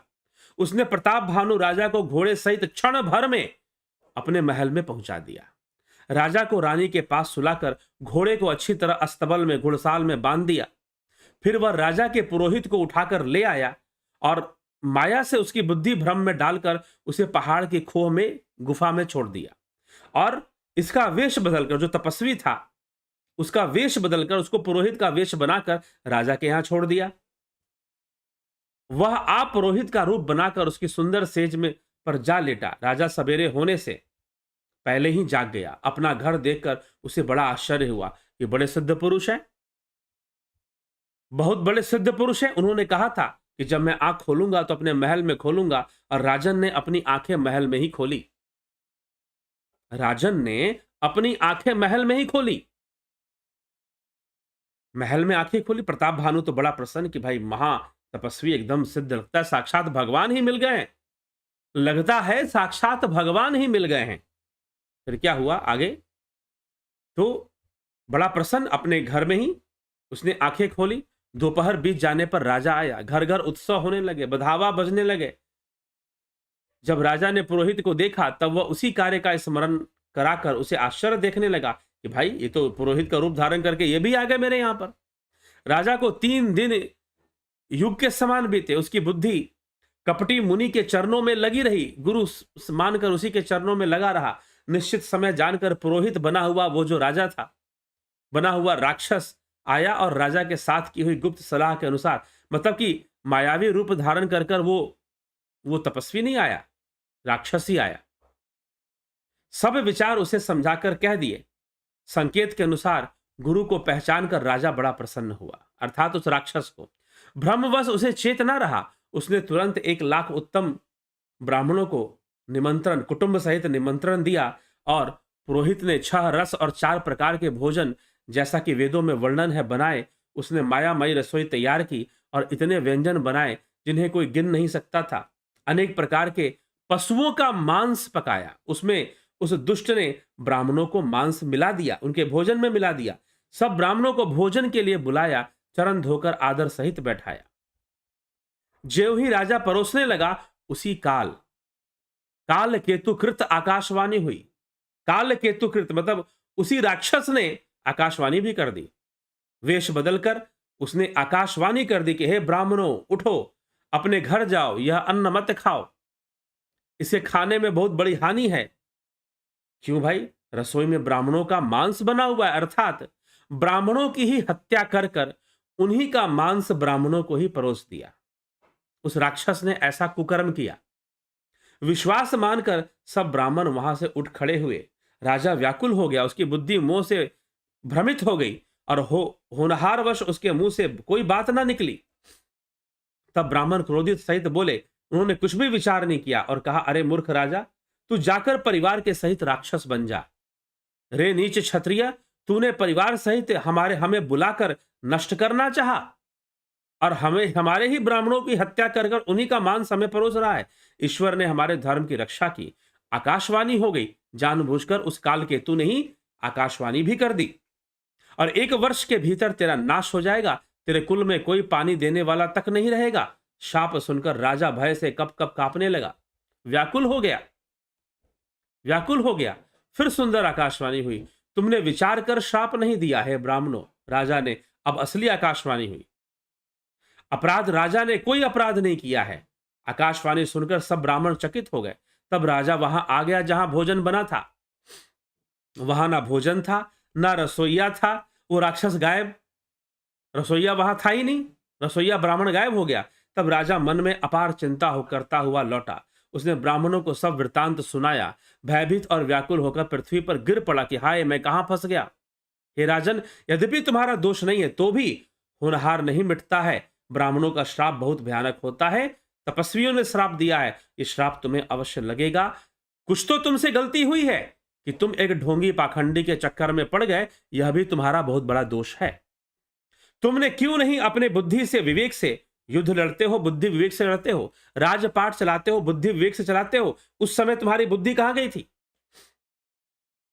जब एक ढोंगी तुम्हें ठग रहा था, बड़ी बड़ी बातें बनाकर तुम्हें फंसा रहा था, उलझा रहा था, तब तुमने इसीलिए तो आदि गुरु शंकराचार्य कहते हैं, जटिलो मुंडी लुंचित केशव काशा यांबर बहुकृत वेश पश्य नपी च न पश्यति मूढ़ा उदर निमित्तम बहुकृत वेश। कबीर साहिब कहते हैं, वेश देख मत भूलिए, पूछ लीजिए ज्ञान, मोल करो तलवार की, पड़ी रहन दो म्यान। वेश से नहीं चलेगा। यहु कुवेश साधु सन्मानो, जिम जग जामवंत हनुमानो। सुवेश धारण कर कर काल नेमी रावण ने क्या किया था, और ये राजा भी, इसने सुवेश साधु का वेश धारण करके प्रताप भानु का क्या हालत कर दिया। इसे श्राप मिल गया, गलती तो इससे हुई थी। तो यदि एक बात ध्यान रखिएगा, गोस्वामी तुलसीदास जी समझाना चाहते हैं, अगर आप किसी ऐसे गुरु के और साधु के चक्कर में पड़ जाते हैं तो गलत मात्र वो नहीं होगा, आप भी गलत है कहीं ना कहीं। आपका ध्यान ज्ञान पर नहीं था, आपका ध्यान चमत्कारी बातों पर था, आपका ध्यान वेशभूषा पर था, आपका ध्यान बाहरी प्रदर्शन पर था कि ब्रह्मचारी है, ब्रह्मचारी है, साधु वेशी है, गृह त्यागी है, सब कुछ छोड़ दिया, महान त्यागी है। आपका ध्यान इन्हीं सब बाहरी प्रदर्शन पे था, किसने घर बार छोड़ दिया तो ये ऐसा हो गया तो वैसे, इन्हीं सब बातों पर आपका ध्यान था। और इसी कारण से आप भी फंसते चले गए। प्रताप भानु की यही हालत हो गई, उसने विचार नहीं किया। इसलिए हमारे ऋषि मुनि भी हमें समझाते हैं इस विषय में कि इसलिए कहा जाता है, गुरु करो जानकर, पानी पियो छान कर। लेकिन हम छान नहीं पाते। हमें तो पता चला गुरुजी तो चप्पल भी नहीं पहनते, गुरुजी तो चप्पल भी नहीं पहनते। बाप रे बाप, इतने बड़े तपस्वी। बाहरी प्रदर्शन, बाहरी प्रदर्शन, बाहरी त्याग का प्रदर्शन नहीं होता। ध्यान रखिएगा, जो असली त्यागी है वो कभी प्रदर्शन नहीं करता कि उसने त्याग क्या किया है, क्या किया है त्याग। लेकिन हम त्याग का प्रदर्शन देखना चाहते हैं और हम इन्हीं सब चक्रों में फंसते चले जाते हैं। तो यही गोस्वामी तुलसीदास जी भली भांति यहां पर समझा रहे हैं। तो राजन का बुरा हाल हो गया और उन्होंने डंका बजाकर फिर क्या होता है सुनिए। पुरोहित को उसके घर पहुंचाकर असुर काल केतु ने कपटी तपस्वी को खबर दी कि मैंने उसका काम कर दिया, उसको श्राप मिल गया है। और उस दुष्ट ने जहां तहां पत्र भेज दिए सारे शत्रु राजाओं को कि ब्राह्मणों ने उसे श्राप दे दिया है, तुम सब मिलकर आक्रमण करो इसके ऊपर। और फिर उसके राज्य पे आक्रमण भी हो जाता है, सारों शत्रु मिलकर आक्रमण कर देते हैं। डंका बजाकर घेर नहीं नगर, निशान बजाई विविध भांति नित होई लड़ाई, जूझे सकल सुभट करी करनी, बंधु समेत परेउ नृपधरनी। उन्होंने डंका बजाकर नगर को घेर लिया और नित्य प्रति लड़ाई, युद्ध शुरू हो गया। सब योद्धा करनी करके रण में जूझ रहे थे। राजा भी भाई सहित लड़ रहा था, युद्ध कर रहा था। सत्य केतु के कुल में कोई नहीं बचा, झूठा श्राप नहीं हुआ। बस एक ही बात उसको वरदान उसे दे दिया कि चलो तुम तो राक्षस कुल में तुम्हारा जन्म होगा, राक्षस तुम बनोगे, लेकिन फिर भी तुम्हें प्रभु की कृपा प्राप्त होगी, प्रभु ही तुम्हारा वध करेंगे। ब्राह्मणों ने इतना आश्वासन उसे दे दिया। तो शत्रु को जीतकर नगर को फिर से बसाकर सब राजा विजय और यश पाकर अपने अपने नगर में चले गए। प्रताप भानु राजा की मृत्यु हो गई, युद्ध में मारा गया अपने भाई के साथ। हे भारद्वाज सुनो, विधाता जब जिसकी विपरीत होता है तब उसके लिए धूल सुमेरु पर्वत के समान, धूल भी सुमेरु पर्वत के समान हो जाएगा। पिता भी यम का रूप धारण कर लेगा, रस्सी भी सांप हो जाएगी जब प्रारब्ध खराब होता है। तो छोटी सी सुई भी मृत्यु का कारण बन सकती है। हे मुनि सुन, उस समय पाकर वही राजा परिवार के सहित रावण नामक राक्षस हुआ।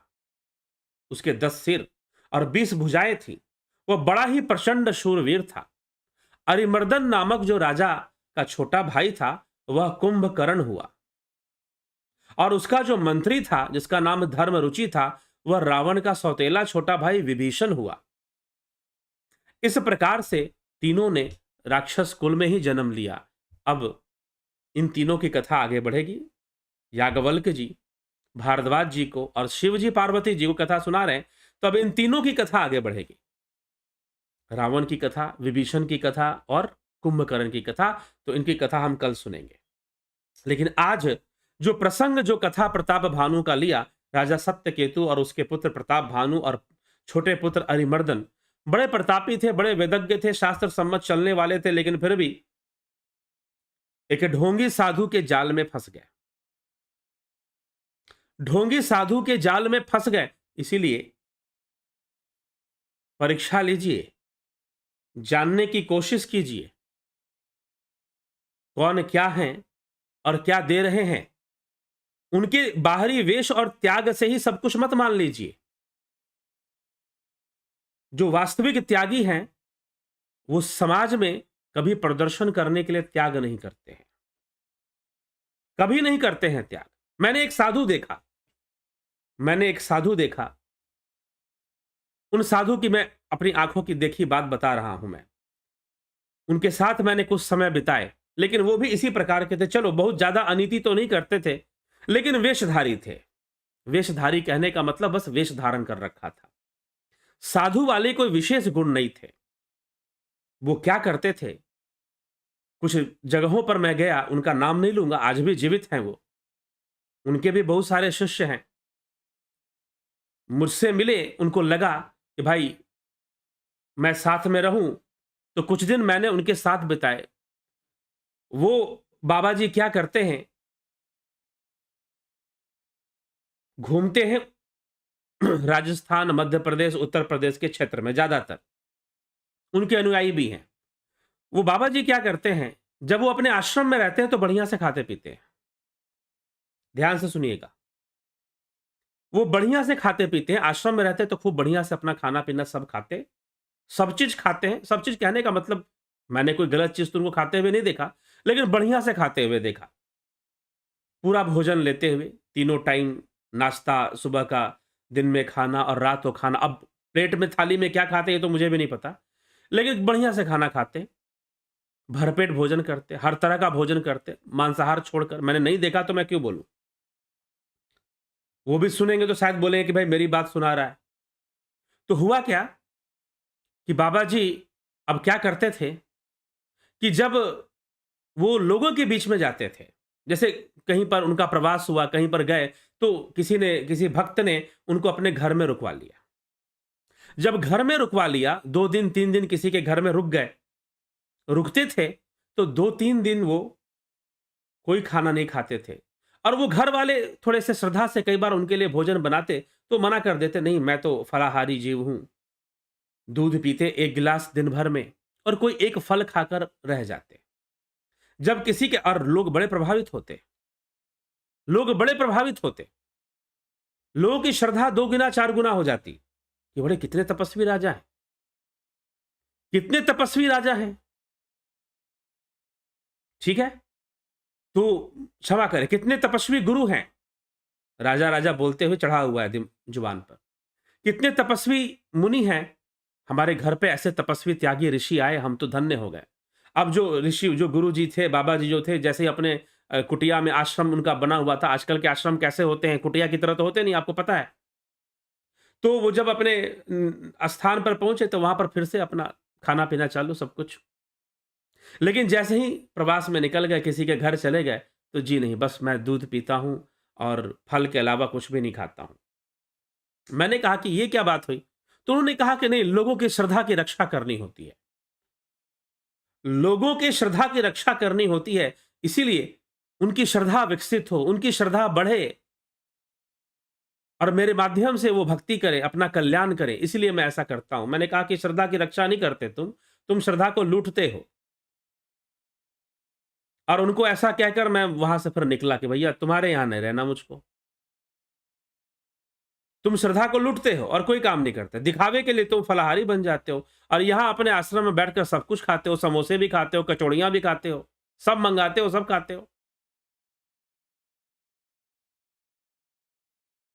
ठीक है,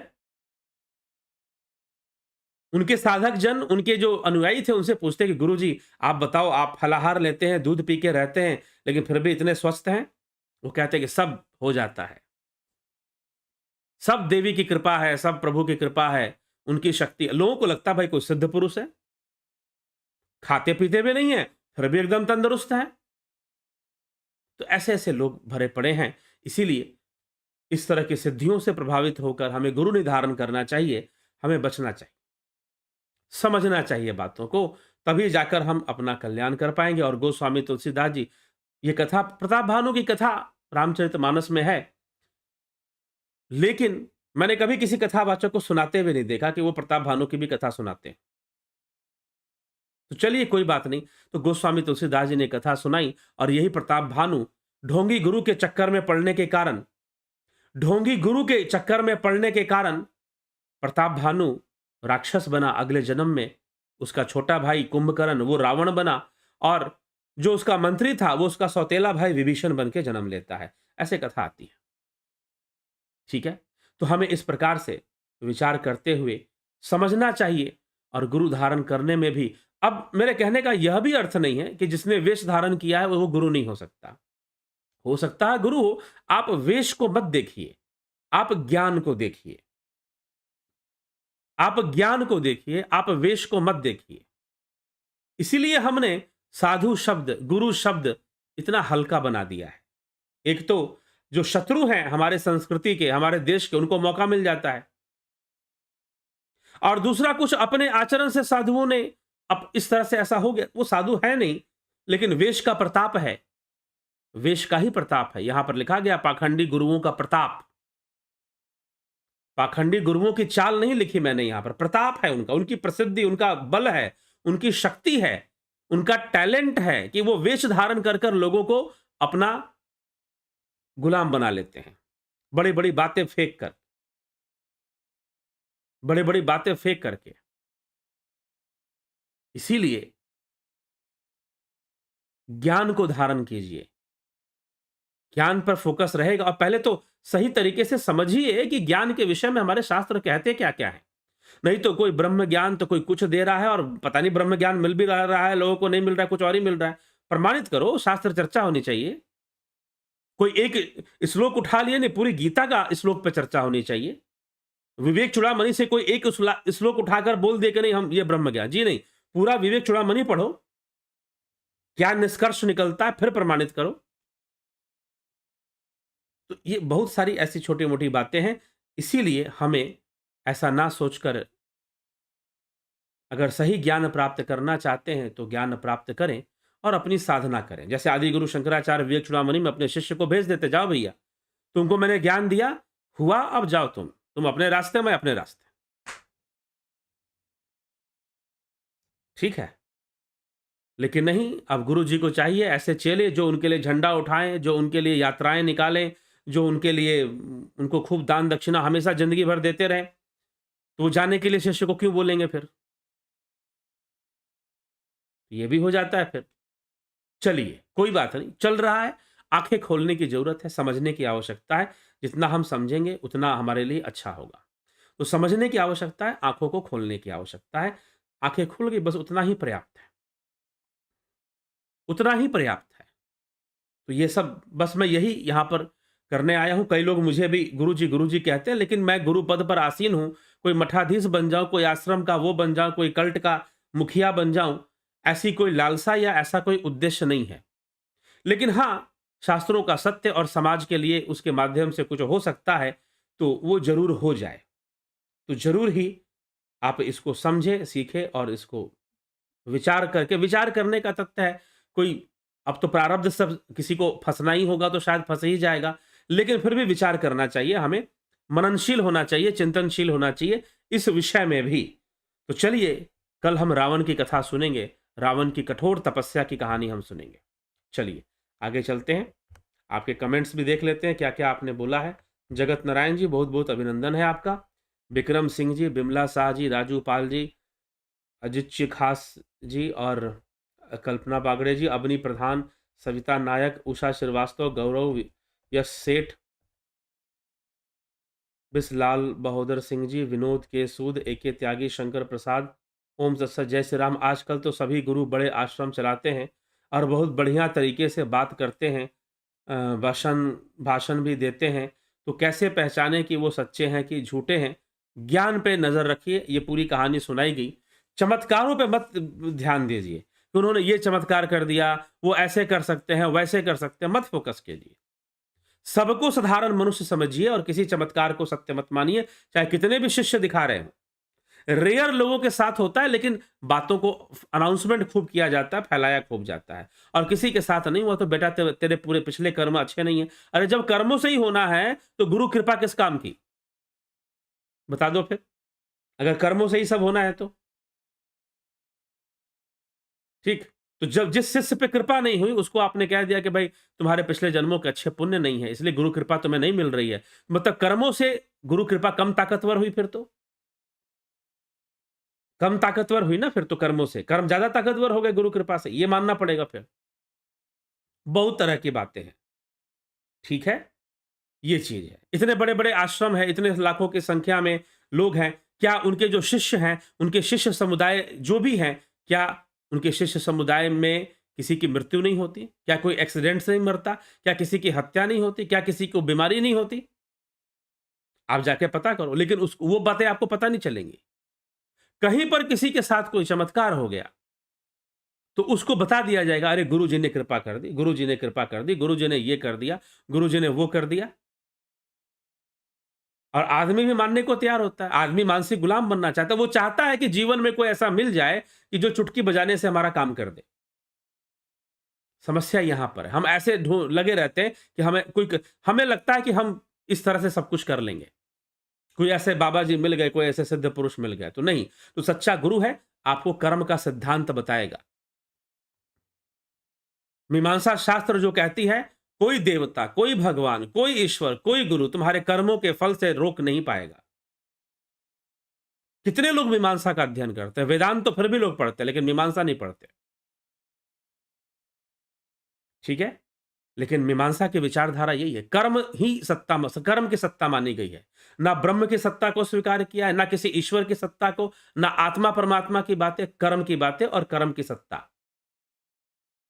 ईश्वर है। अंततः आचार्य कुमारिल भट्ट ने, जिन्होंने मीमांसा श्लोक वार्तिक लिखा था, उन्होंने अंततः ईश्वर को स्वीकृति दी है कि ईश्वर है, परंतु फिर भी सत्ता तो कर्म की ही है। अगर ईश्वर है भी तो वो कर्मों में, कर्म सिद्धांत में कोई हस्तक्षेप नहीं कर पाएगा। इस बात को मान लिया फिर। चलो मान लिया कि कोई ईश्वर है, लेकिन फिर भी वो कर्म सिद्धांत में हस्तक्षेप नहीं कर पाएगा किसी भी कीमत पे।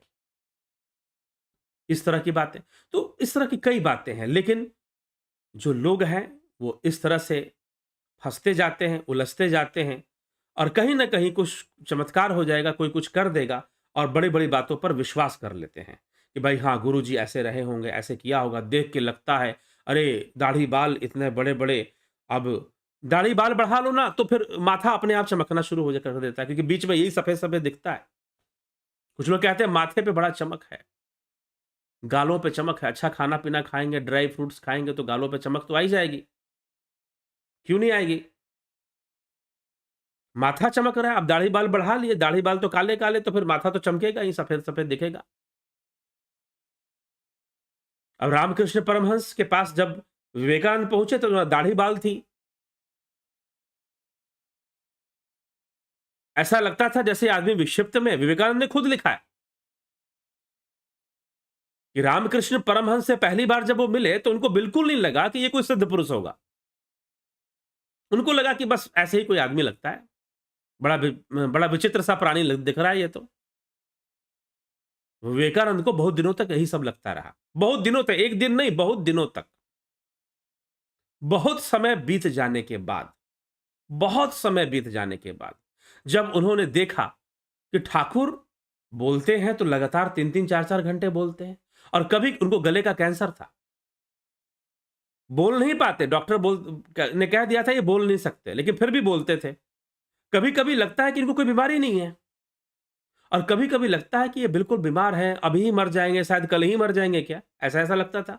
विवेकानंद बड़े असमंजस में रहते थे, ये क्या चीज है। तो उन्होंने ठाकुर से जाकर पूछा कि ठाकुर आप कौन हैं, मुझे नहीं समझ में आता कि आप कौन है। कभी कभी मैं देखता हूं तो लगता है कोई दिव्य पुरुष मेरे सामने खड़ा है, आपके शरीर से एक दिव्य कांति निकलते हुए दिखाई देती है, और आप 3-3 4-4 घंटे लगातार प्रवचन करते रहते हैं, लोगों को समझाते रहते हैं, लेकिन अचानक से फिर पता चलता है कि आप बिल्कुल बीमार हैं।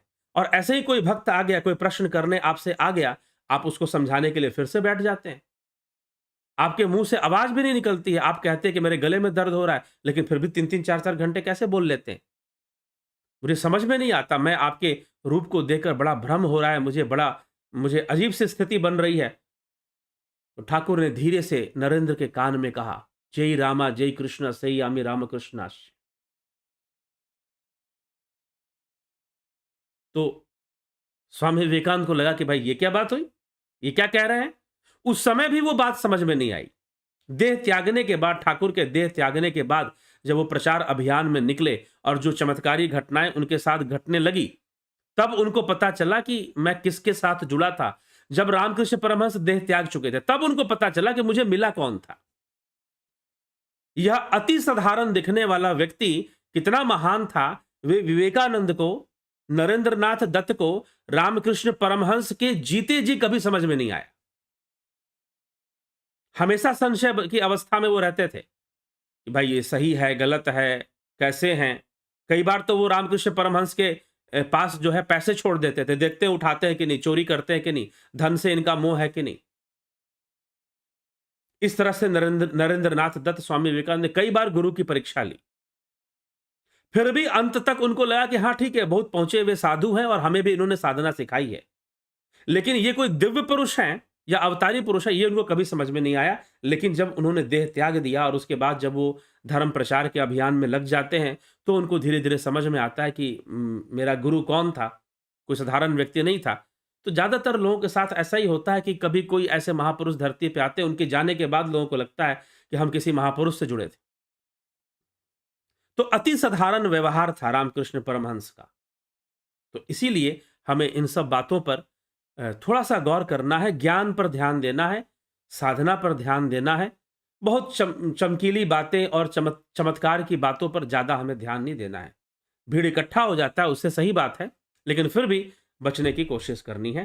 तभी हो सकता है, अब कोई नाचे गाए उससे क्या होता है, सब लोग करते हैं, बात सही कह रहे हैं आप कि बढ़िया तरीके से प्रवचन भाषण देते हैं, तो कैसे पहचाने। हाँ, समस्या तो आती है, लेकिन फिर भी हमें जागरूक रहना है। गोविंद प्रसाद नीमा जी, रमेश पेशवानी जी। इसलिए मैं बार-बार कहता हूँ कि मैं बस आपका सहयोगी हूँ। मैं कुछ जानता हूँ, आपको बता रहा हूँ। इतना ही समझो और इतना ही समझकर कुछ ध्यान योग करो और सीखो और इतना ही सत्य है। इतना ही सत्य है। यही मैं आपको दे रहा हूँ। रमेश पेशवानी जी, दयानंद जी, रामविलास जी, एस सतीश जी, बलवंत सिंह गोहिल, उज्जवल छेत्री, राजेंद्र कुमार, पूनम सिंगला, ज्योति दत्ता, माधुरी कोले, चंद्र कुमार साहू, राम प्रकाश, माई स्टडी। शिवलिंग का ध्यान करके ओम नमः शिवाय मंत्र उच्चारण करें तो क्या इसका फल हमें मिलता है? बिल्कुल मिलेगा, एकाग्रता बढ़ेगी आपकी, एकाग्रता बढ़ेगी। सरोज साहू जी, विंदेश्वरी मिश्रा, जय श्री राम, परमादरणीय रूपलाल विश्वकर्मा, राम नायक रे जी, बबीता धीमान जी, विनोद कुमार शर्मा जी, पिंटू वासवा, मिथिलेश सिंह जी, मुकेश पद अकेला, श्वेता कुमारी जी, योगेंद्र पंडित जी, संतोष देवी जी, संतोष देवी जी, कमलेश खैरनर, मनीष जादव, जलाराम रायका, शिवराम भट्ट, मनीष यादव, विष्णुचंद्र मौर्य, अजीत अपराजित, गंभीर शाह, मुकेश प्रसाद जी, गोपाल जी, रविशंकर चौहान, श्वेता कुमारी, दिवाकर सिंह, मैथमेटिशियन, मैथमेजिशियन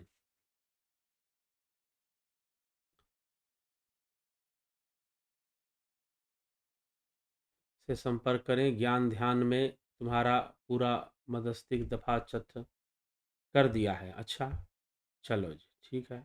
पता नहीं किसको कह रहे हैं। अशोक गोयल जी,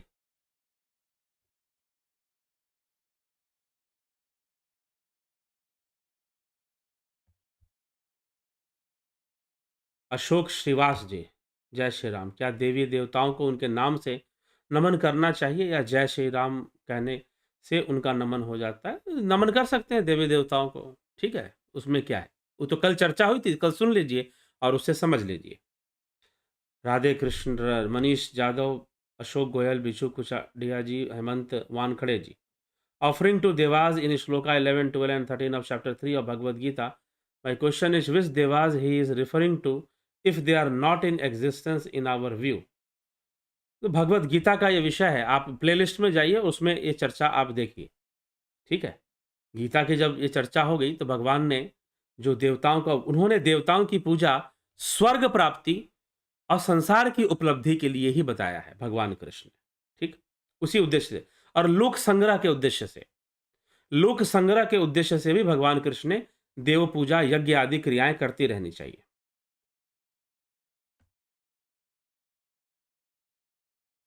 ठीक।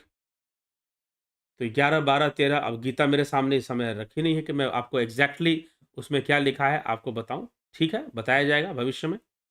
राम सिंह कश्यप जी, ज्ञान आनंद जी, नहीं तो आप प्लेलिस्ट में जाइए, तीसरे चैप्टर के प्लेलिस्ट में श्रीमद् भगवद गीता, उसे आप सुनिए। मुकेश प्रसाद अकेला, पूनम वर्मा, राम विलास जी, वेदों की शिक्षा कहाँ से सीखें? सीखिए, पहले दर्शन को ही समझ लीजिए, फिर वेदों का भी अध्ययन कर लीजिए। श्री राम शर्मा आचार्य जी का बहुत सरल भाष्य है वेदों पर, उसको भी आप पढ़ सकते हैं। महर्षि दयानंद सरस्वती का भी भाष्य मिलता है। आजकल के वर्तमान में श्री राम शर्मा आचार्य का भी भाष्य मिलता है। भाष्य में आप ले सकते हैं, पढ़ सकते हैं। शंकराचार्य का भाष्य तो अभी उपलब्ध नहीं है वेदों से संबंधित, लेकिन आप ले सकते हैं। और भी महापुरुषों के ग्रंथ आते हैं, उनको भी आप वैदिक विचारधारा समझने के लिए ले सकते हैं। वैदिक दर्शन को इसीलिए लिखा गया ताकि वेद समझ में आए। वैदिक दर्शन, सांख्य, योग, मीमांसा, वेदांत, न्याय, वैशेषिक। घेमर भाई चौधरी, राकेश चंद्र शर्मा, माई स्टडी, मीमांसा कहाँ से प्राप्त करें? गुरुदेव, कई दार्शनिक पुस्तक है, उसमें मीमांसा की विचारधारा मिलती है। मीमांसा श्लोक वार्तिक जो आचार्य कुमारिल भट्ट के द्वारा लिखित है, वह वो संस्कृत में ही आपको उपलब्ध होती है। हिंदी में बस एक ही उसकी कॉपी है, बाकी इंग्लिश में भी उसकी एक ट्रांसलेशन मिलती है। और हिंदी में एक ही कॉपी है, इंग्लिश में भी एक ही ट्रांसलेशन है, बाकी सब संस्कृत में उसके भाष्य मिलते हैं, ठीक। तो आप हिंदी वाला आपको पता कर लीजिए, आपको मिल जाएगा। नहीं तो वाराणसी चले जाए, वहाँ पर मिल जाएगा, ठीक है। आपको नहीं तो आप ऑनलाइन अमेज़न वगैरह पे ही पता कर सकते हैं मीमांसा श्लोक वार्तिक हिंदी में उपलब्ध है कि नहीं। लेकिन वह शास्त्रार्थ के रूप में है, जो बौद्ध आचार्यों के साथ कुमारिल भट्ट का शास्त्रार्थ हुआ था, उस पे आधारित है वो। नहीं तो ऐसे जो दर्शन, भारतीय दर्शन की जो किताबें हैं, उसमें भी मीमांसा दर्शन के बारे में बताया होता है, तो एक संक्षिप्त जानकारी आपको वहाँ से भी प्राप्त हो जाएगी।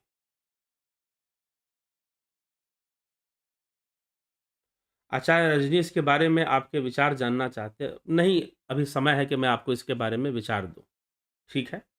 हेम और मैं कभी किसी के बारे में विचार नहीं देता कि कौन से गुरुजी क्या, तो आचार्य रजनीश के बारे में क्यों विचार दूँ?